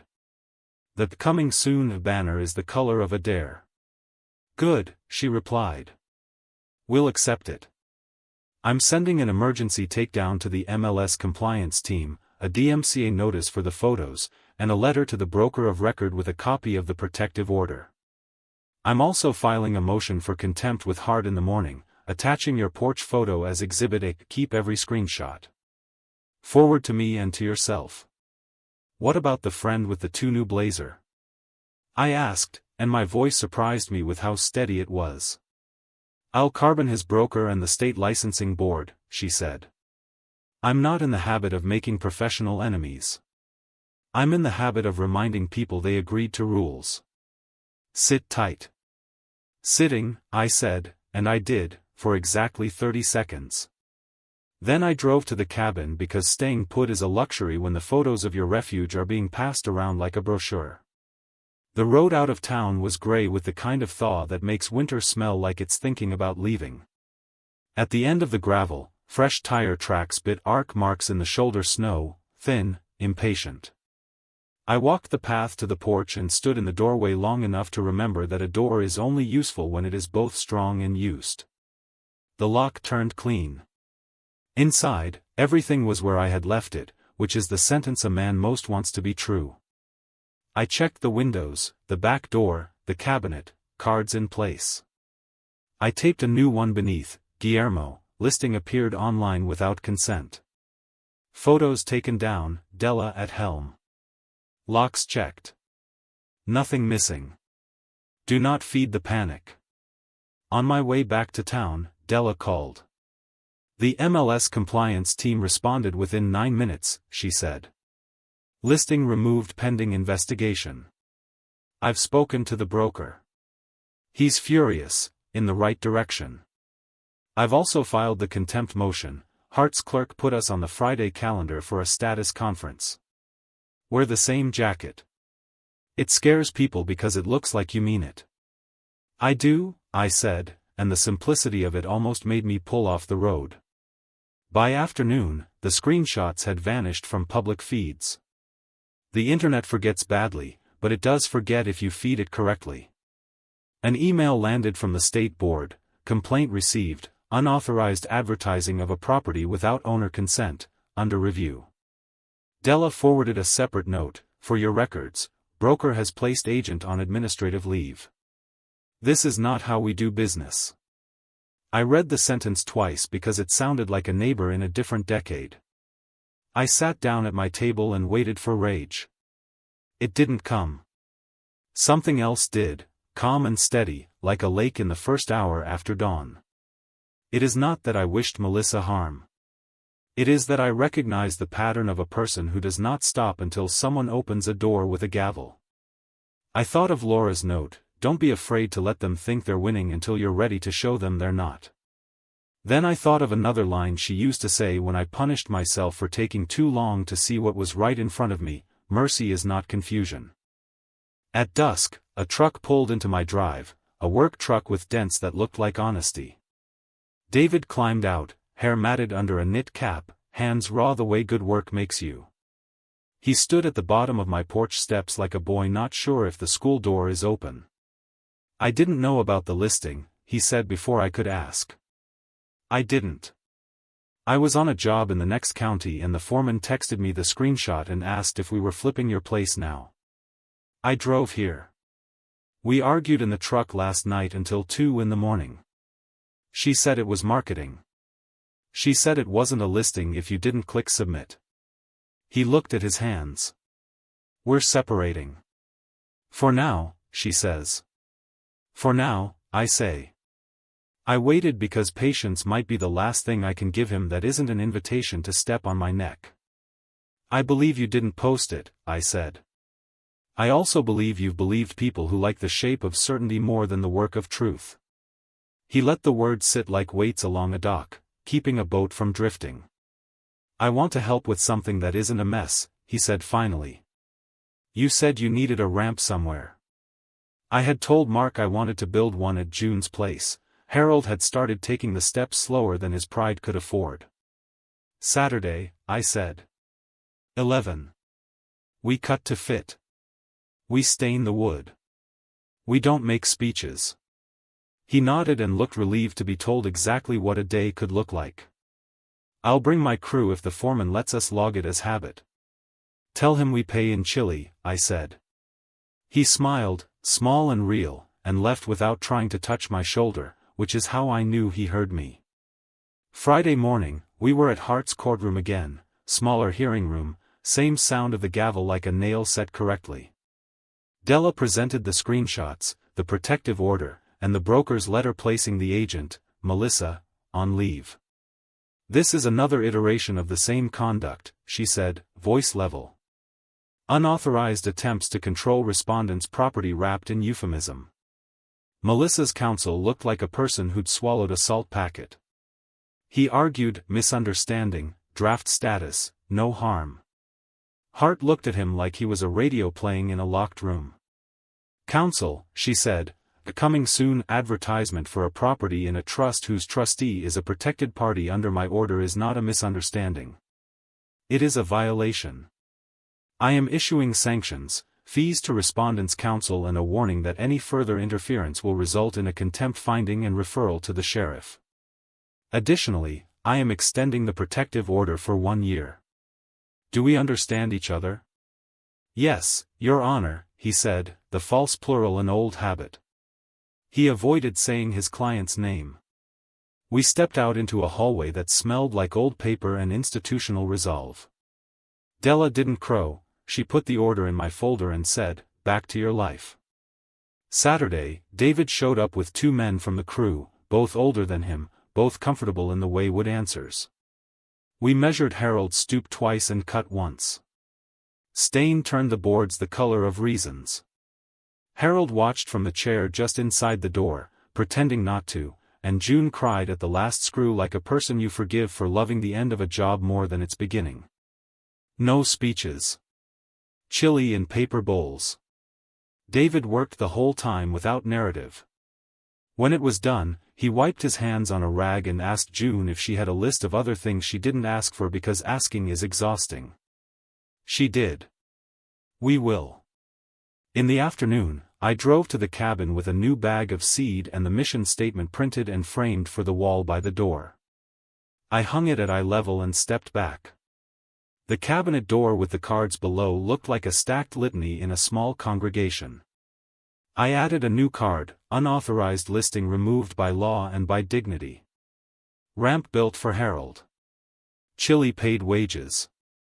No speeches. Sunday, Benton called. 2 things, he said. 1. The licensing board has opened a formal investigation into unauthorized advertising and violation of fiduciary duties. You won't need to testify unless they pursue it past the paper stage. 2. Laura's List received a pledge from the American Legion Post, monthly coffee, donated wood when supplies run low, and the use of their old 12-cup coffee maker if your urn throws a tantrum. Tell them we accept the coffee, I said, and we decline speeches. He laughed. I'll tell them you'll put their name on a card by the urn and that's the end of it. Della texted an hour later, order entered. Sanctions award to our trust account, I'll apply it to your bill. License board sent courtesy note to counsel. Expect noise, not action. No noise came. Melissa went quiet on every feed Ruby spies for sport, which is to say the city found itself a new rumor. I did not miss the black sedan. I did not miss my silence being read as consent. On Wednesday, David dropped the third payment in person. He didn't hand it to me like a gift, he set it on the table like an object that didn't belong to him. 30 days, he said. Paid. Paid, I said. And then quiet for a while. He nodded. Before he left, he looked at the framed mission statement by the door. She would have liked the commas, he said. She would have carved them into the wood if I'd let her, I replied.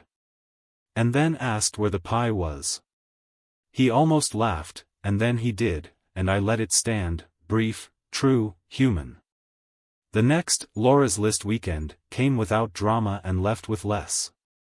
Tino returned with Matteo for an afternoon to hang a shelf in the second bedroom for the library. Matteo labeled the spines with pencil like a clerk who takes himself seriously. Naomi sent a text with a photo of her toddler's bear hat hung on a peg by the door, a caption, "He calls it the quiet place." Harold rolled down the ramp we built and told me, without words, that he'd measured it with his pride and found it sound. Late one night, the security system pinged again, a raccoon trying to make the porch his. I watched him sniff around the cabinet door like he wanted to borrow the list. I let him and went back to bed. Friday, Benton produced another envelope. Last one, he promised, which is the kind of promise lawyers like to make when they're sure and wrong. Laura's hand again. For when you are tempted to become the kind of man who confuses winning with being right, she had written. Remember the bird feeder. You're not feeding a problem. You're feeding something that shows up whether you do or not. I took the note to the lake and read it where the water can make an old man believe sentences are boats. Then I filled the feeder and watched chickadees arrive like gratitude that doesn't send a thank you card. On Monday, the state licensing board sent notice, suspension pending hearing for the agent who posted the listing. I did not cheer. I did not feel nothing. I felt the weight of consequence sit where it belonged and not on my chest. Della forwarded the notice with the sentence, "This is the part where we do not gloat." "I'm not built for it," I wrote back. "I know," she replied. "It's why we're winning." That night, I opened the ledger and wrote carefully, because some days deserve neat handwriting, contempt denied to them, order extended, sanctions awarded. Ramp built. Third payment received. Board suspension pending. Mission framed. Birds fed. Quiet shows up whether I do or not. I set down the pen and pulled the knitting into my lap. The rows were still crooked. They would always be. I ran my thumb over the unevenness and felt the warmth anyway. The house breathed, the furnace hummed, and outside, the dark arranged itself without asking me to hold it up. Tomorrow, I would call Mark and put the next weekend on the calendar. I would ask Carl if his good shocks were free on Thursday. I would send Benton a thank you he didn't need and Della a pie she would accept and pretend not to. I would go to the cabin and replace a hinge that had started to complain. I would leave another card in the cabinet. I would tell the lake nothing and hear everything. And if a new rumor tried to turn my life back into a project, I would let it walk past the fence, past the light, past the camera, and I would not open the door. Boundaries, like bird feeders, work best when you keep filling them for the right guests. The letter from the licensing board arrived in a windowed envelope that made my name look like a label on a jar. Inside, 3 paragraphs said what they needed to. A hearing date had been set for the agent who advertised property she did not own and had no right to touch. Suspension remained in effect until the matter resolved. I was not required to appear unless I wished to offer a victim statement. The phrase made me set the paper down like it was hot. Victim. It had been true for a season. It wasn't the shape I wanted to keep. I called Della and read it aloud because she prefers her trouble in full sentences. "We won't attend," she said. "The board is a machine built to grind grain without emotions. They have what they need, the screenshots, the protective order, the broker's letter. Your presence turns a hammer into theater." "Good," I said. "I've had enough theaters." After I hung up, the house felt like it was waiting for me to name the day. I made coffee and wrote in the ledger with slow strokes, hearing set for her, not for me. Then I drove to the cabin with fresh seed and a bag of rock salt I'd forgotten to unload last week. The lake had that February look, glass with a tired bruise beneath it. I filled the bird feeder until it bowed a little under generosity and listened to the trees say nothing in a way that made me feel understood. On the porch, the framed mission statement I'd hung near the door looked like it had always belonged there. Heat. Quiet. Food. No speeches. Dignity is a noun. When in doubt, feed people. I read the last line twice, thinking of Laura writing it with a pencil because she liked the way soft lead made a word look like it could still change its mind. In town, I stopped at the diner to return Ruby's pie plate. She squinted at me and said, "You look like a man with a plan. Don't put it on my floor." "I need help feeding people," I said. 2 weekends from now. The blizzard made heroes out of pancakes. I want stew that forgives in bulk. She slapped the counter with her towel. "I'll get my church ladies," she said. "Don't you worry, we won't pray out loud." Back home, Benton had left a message that made me sit down before I returned the call. "A gentleman from a lake retreat consortium called me," he said when we spoke. "He asked if your trust might entertain a purchase offer for the cabin and the lot, with a generous premium for speed." I told him the trust has a mission now, and we don't sell missions. He said many donors like to see impact, and perhaps a cash infusion would be, his words, a more leveraged way to help. Then he offered a number. I pictured a man in a clean jacket with a map folded small, the kind of attention that looks like respect and is actually appetite. "You told him to pound sand," I said. "I told him to email me," Benton replied. "Because I wanted a paper trail with his math on it." "Send me the number," I said. "I want to carve it into a list and then ignore it." I expected to laugh when I saw it. I didn't. It was enough to buy a safe feeling for several lifetimes if a person believed safety was for sale. I thought of Laura's list, and the room where Mateo had fallen asleep across 3 chairs with a marshmallow burn on his sleeve, and the way Harold's hand had weighted my shoulder like a permission slip. Then I emailed Benton, "We decline. Cordially. Use the phrase, not entertaining offers now or in future. Add, our work is not for sale. Then get some honey buns, I'm buying." The decline, he wrote back later, had elicited a response I recognized, surprise disguised as patience. The man wanted to revisit the conversation in 6 months. "He can visit the fence," I replied. "He can look at it all he wants." Della called that evening because she likes to close my loops before supper. "Good instincts," she said, when I told her about the consortium. "If he escalates, he does it on paper. If he tries the neighbor route, he finds out you are the neighbor." That night I finished the scarf. I'd been knitting it in crooked increments like a man learning to forgive his hands. When I bound off the last stitch, the end curled slightly, defiant and soft. I didn't block it or pretend it was what it wasn't. I laid it over the back of Laura's chair at the cabin, let it be a signal and a joke, warmth made by a man who had finally stopped measuring his worth against a straight line. The next morning, David texted a photo of Harold on the ramp, sitting in the sun with a cup of coffee like a man who had rehearsed this day without letting himself hope for it. Beneath, one line, "We're going to fix June's porch steps on Thursday." I typed, "Good," and then, because I am learning the difference between silence as boundary and silence as cowardice, I added, "Send me a list." 2 days later, he did. The list was a scrawl that made my eyes ache, but it was honest: loose handrail, cracked riser, rotten tread, nail heads proud. At the bottom, he'd written, "We'll buy, we'll build." No speeches. I sent him money for the lumber and told him not to thank me. He sent a picture of his hands again, split and dark with stain, and wrote, "I forgot work could make me quiet." The licensing board hearing came and went without me. Della texted, "Suspension extended 6 months, fine, ethics course, supervised practice if reinstated. Board notes, pattern of unauthorized actions. I didn't forward it to anyone. I folded it into the file and put the file away. Accountability is not a parade. The second, Laura's List weekend, after the blizzard arrived with a sky so blue it looked artificial.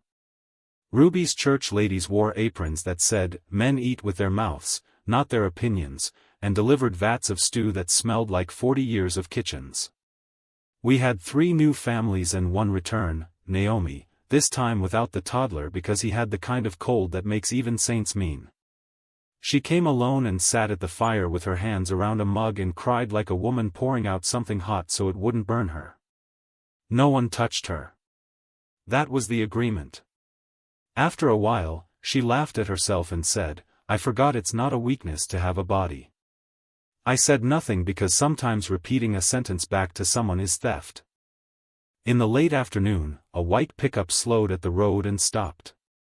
I felt my back go to a place I didn't want to live anymore and told it to behave. The door opened and a man climbed out who carried age in his shoulders the way some men carry grudges.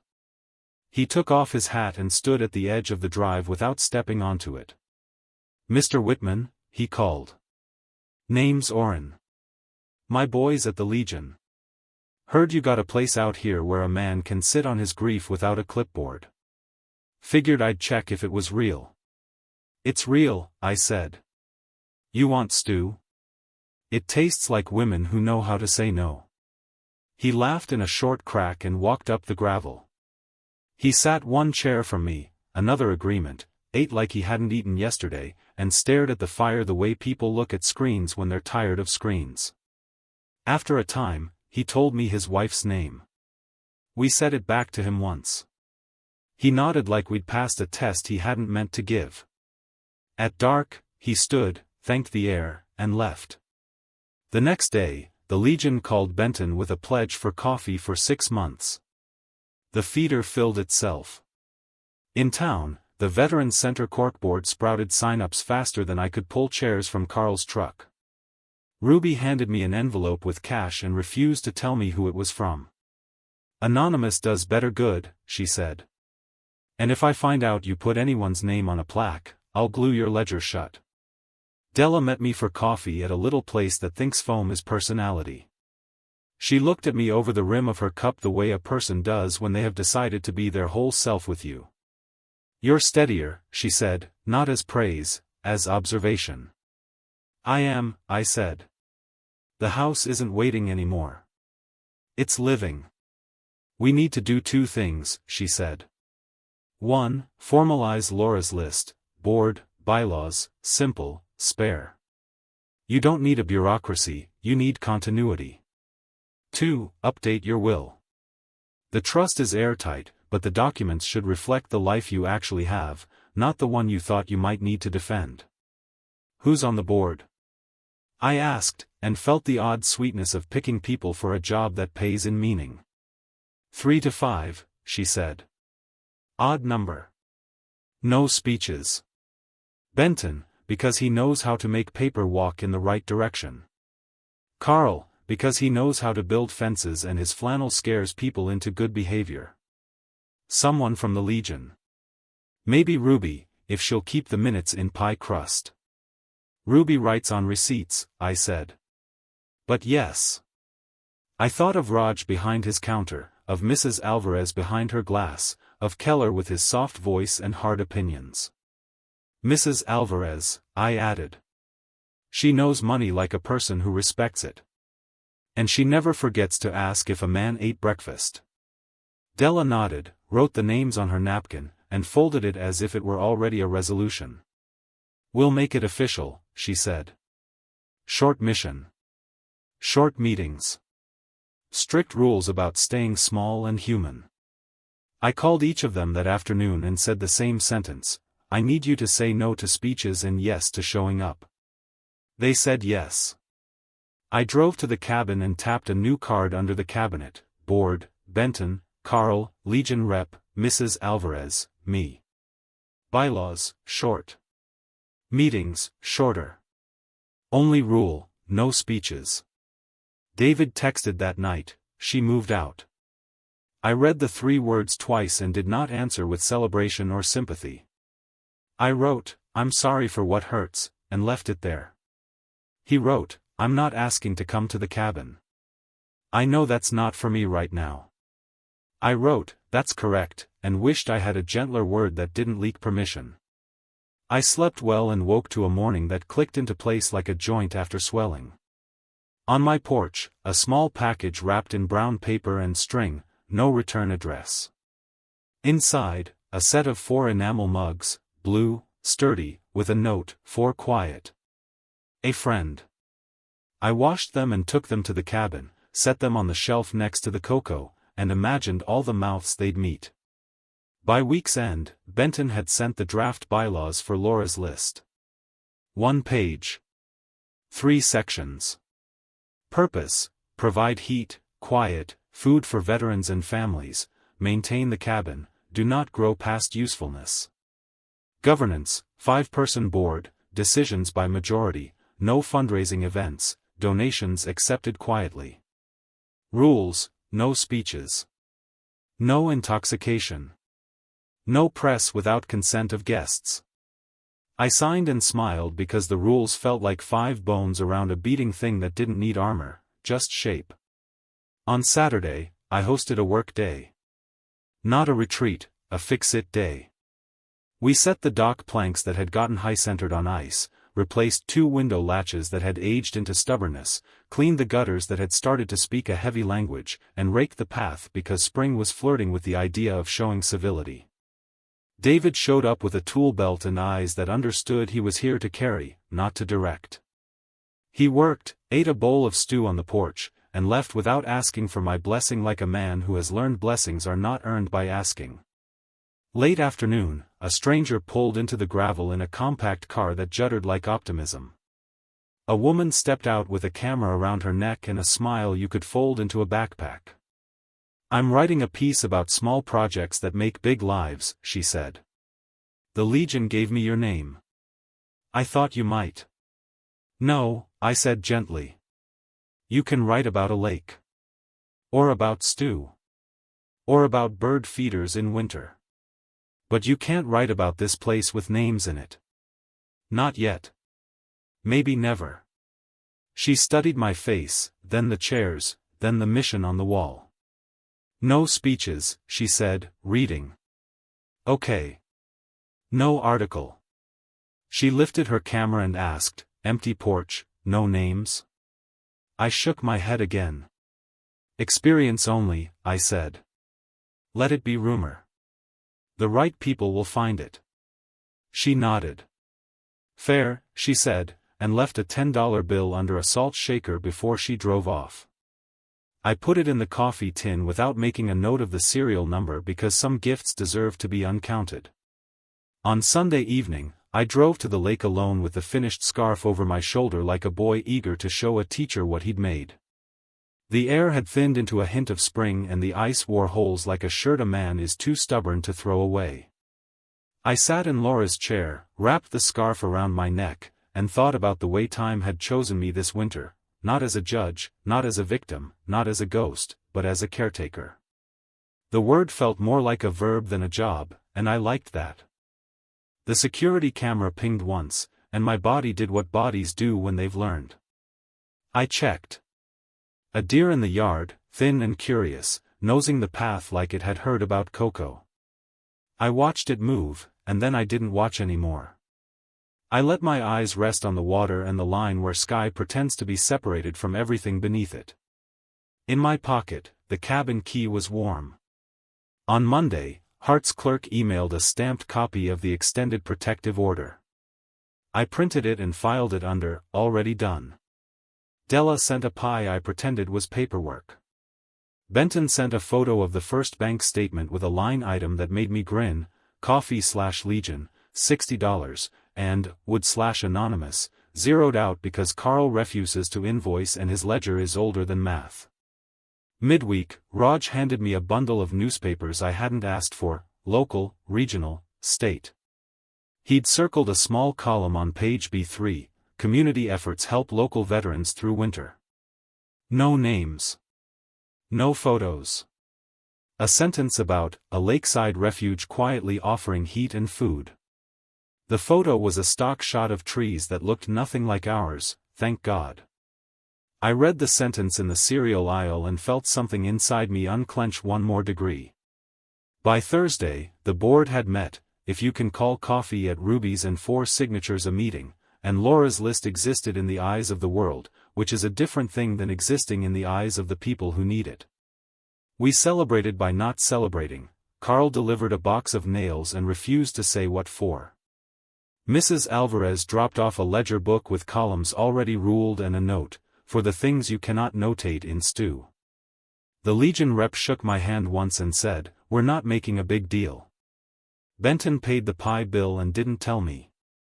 That night, I sat at my kitchen table with the newest letter from David in front of me and the knitting beside it.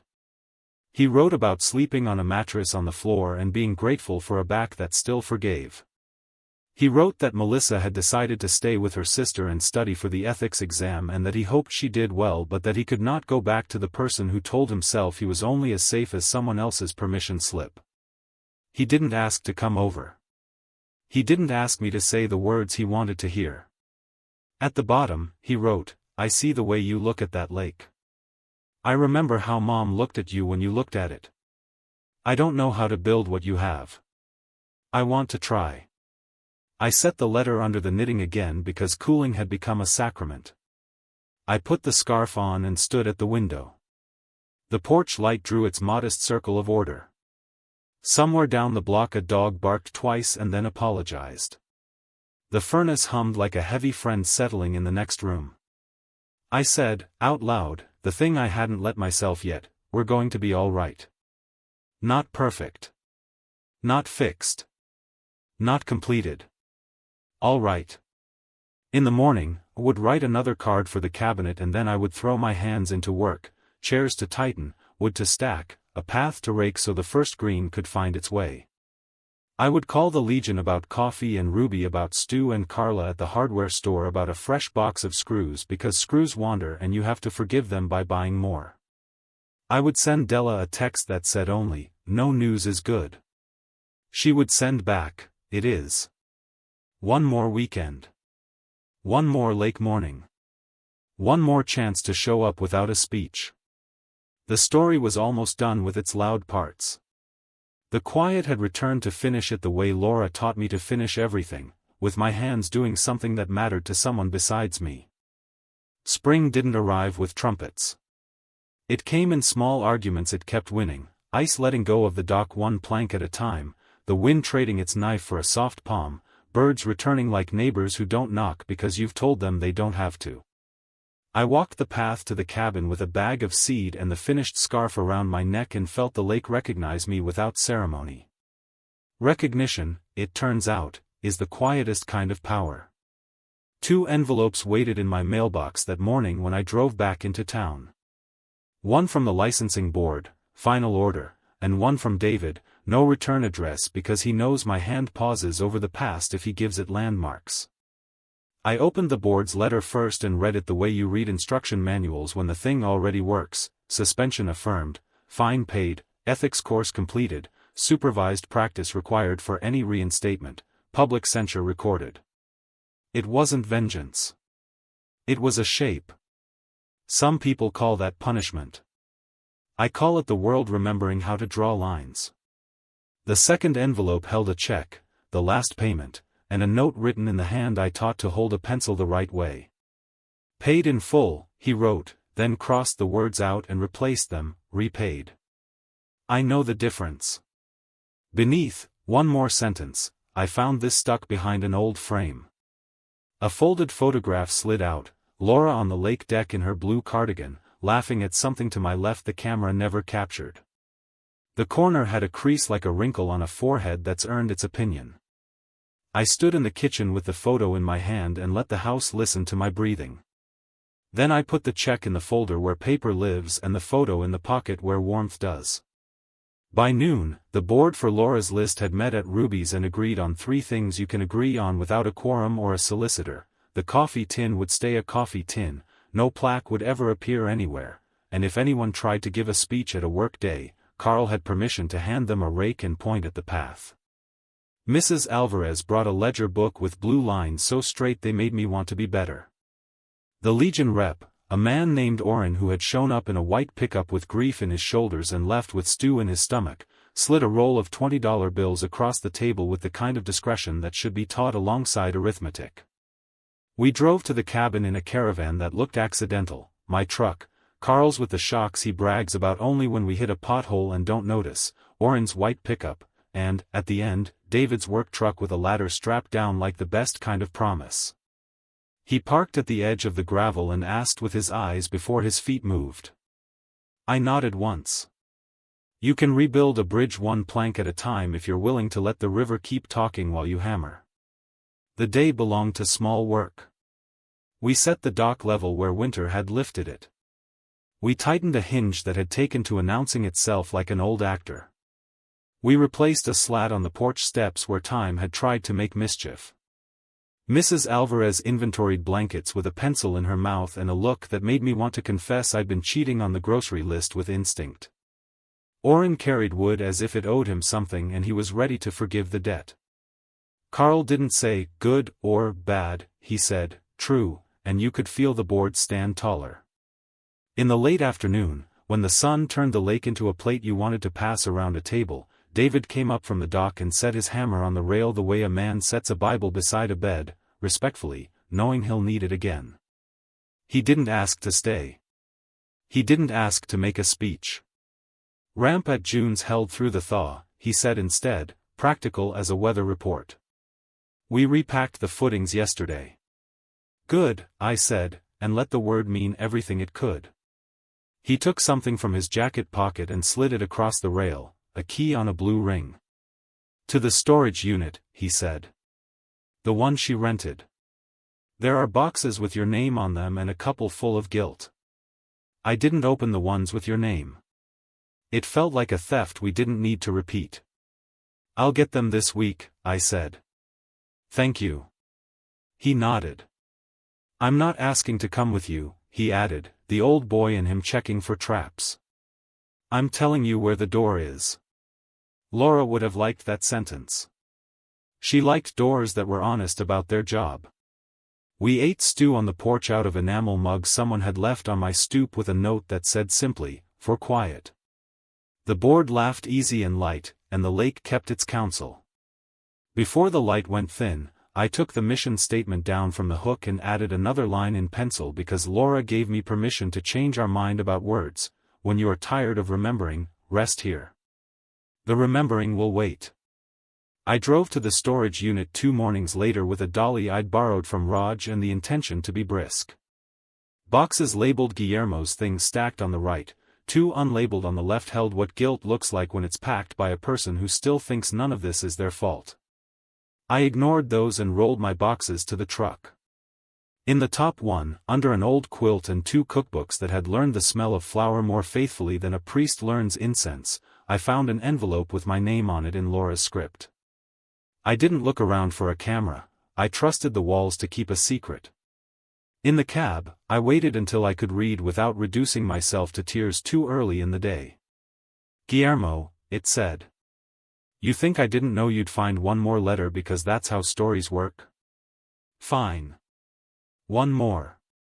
Here's the last list I'll make for you. 3 items. 1. Forgive yourself for loving people who learned to be dangerous when they were scared. 2. Believe in the version of David who keeps showing up with a hammer. He's real, even when he forgets. 3. When the cabin has been a refuge for 1 winter and 1 summer, throw a supper with your board and 1 or 2 people who needed it and make a toast you can say in 9 words. I recommend, we kept each other. That's all a family is. Love, L. I sat with the letter on my lap while the truck idled like a patient animal. Outside, 2 men argued over whether Unit 17's lock was new or just shiny. Inside, Laura had stripped my future down to 3 instructions I could hold in one hand. All right, I said out loud because it's a habit now. All right. Summer came like it always does, suddenly, as if ashamed at how long it kept us waiting. The lake warmed enough to make bad swimmers brave, the pines released their heavy scent and made the air taste like it belonged to us. Laura's List had hosted 6 weekends by then, and the board had learned to be a board without any of us needing to learn Robert's rules. We had one rule: if the chair ever started to sound like a judge, Ruby was allowed to throw a dish towel at their head. The cabin's reputation spread the way it should in a decent town, quietly, by people who say, "There's a place," and leave it at that. The Legion handled coffee like a silent religion. Carl fixed things before I noticed they were broken. Mrs. Alvarez kept a ledger that made even a skeptic believe in transparent miracles. Benton tried to retire twice and failed each time for exactly 1 meeting. Orrin sat on the porch with his hat in his hands and didn't apologize for staying until dusk. I didn't hear from Melissa.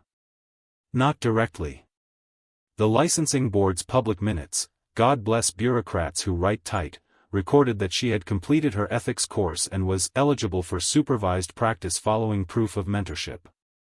I wished for her the kind of mentor who tells a person what they don't want to hear and doesn't measure their worth by how much money can be squeezed from a shoreline. Wishes aren't laws, they're the birds you feed when no one is watching. David kept working. He sent fewer texts and better ones, photos of a newel post set straight, a back deck rebuilt in a day, hands at night held out palm up like proof. He didn't ask to come for weekends.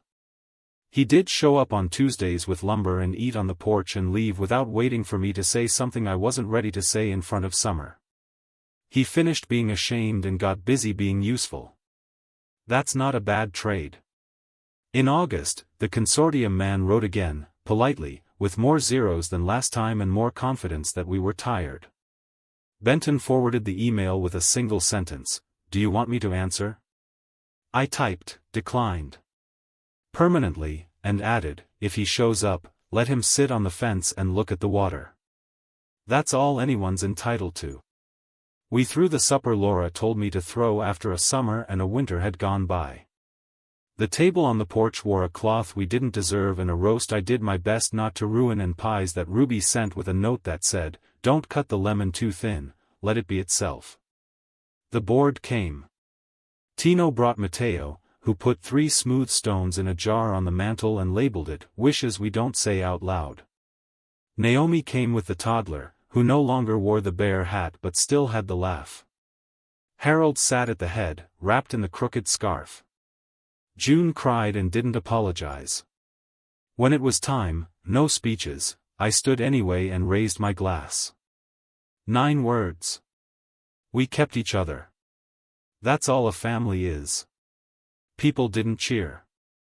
They nodded like I'd finally remembered the right sentence to recite before supper. Later, after the plates were cleaned and the porch was swept and the lake had accepted the first cricket's declaration of evening, I walked down to the dock alone with a lantern and the photo of Laura in my pocket. I set the lantern at my feet and took out the picture. The crease at the corner hadn't flattened. I like that. I like that some marks don't go away just because you learned their lesson. I did what you asked, I said to the water. I forgave myself and I believed in the man with the hammer. I kept the cabin and said no to money that thinks it knows what a mission is. I made a toast in 9 words. I smiled at the dark. And I learned the difference between being quiet and being erased. The lake didn't answer with a miracle.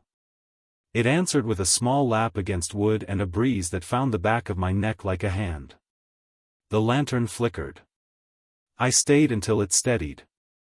On the way back up the path, I stopped at the cabinet and wrote one more card because I don't know how to end things without a list. Winter survived.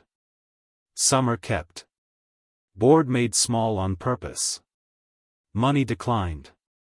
Last payment received. License dealt with. Ramp held. Dock true. We kept each other. I taped it beneath the mission and stood up slow. On the porch, the chairs waited in a half-circle that had learned everyone's names without being told. In the house, the mugs hung from their hooks with their patient blue. I locked the door with the old brass key that knows my hand and stepped into the dark that has stopped asking me to prove anything. On my drive home, The town offered me what it always does, a streetlight that flickers but never fails, the diner with its sign that never goes out, Raja's shop window with the quiet glow of a man who counts things because love is always counting something. My house took me in without testing me. I set the key on the dish Laura bought years ago and sat at the kitchen table with the ledger open and the pen steady. Final note for now, I wrote. I invited my son and his wife to Christmas dinner and they abandoned me. I thought that was the whole story. It wasn't. The rest of it is this: I found a door my wife built in secret, learned to lock it, learned to open it for the right people, and made a place where quiet doesn't mean alone. The wrongdoers got their consequences, the money went back where it belonged, and the power came home to its proper size: my hands, my voice, my house, my lake. I put the pen down and listened to the furnace hum the way old friends say, good, without the question mark. In the morning, there would be more cocoa to buy, more screws to find, another chair to tighten. There's always another chair. I think that's the blessing. I slept, and for the first time since the night the courier handed me an envelope instead of a knock, I dreamed nothing but water and light.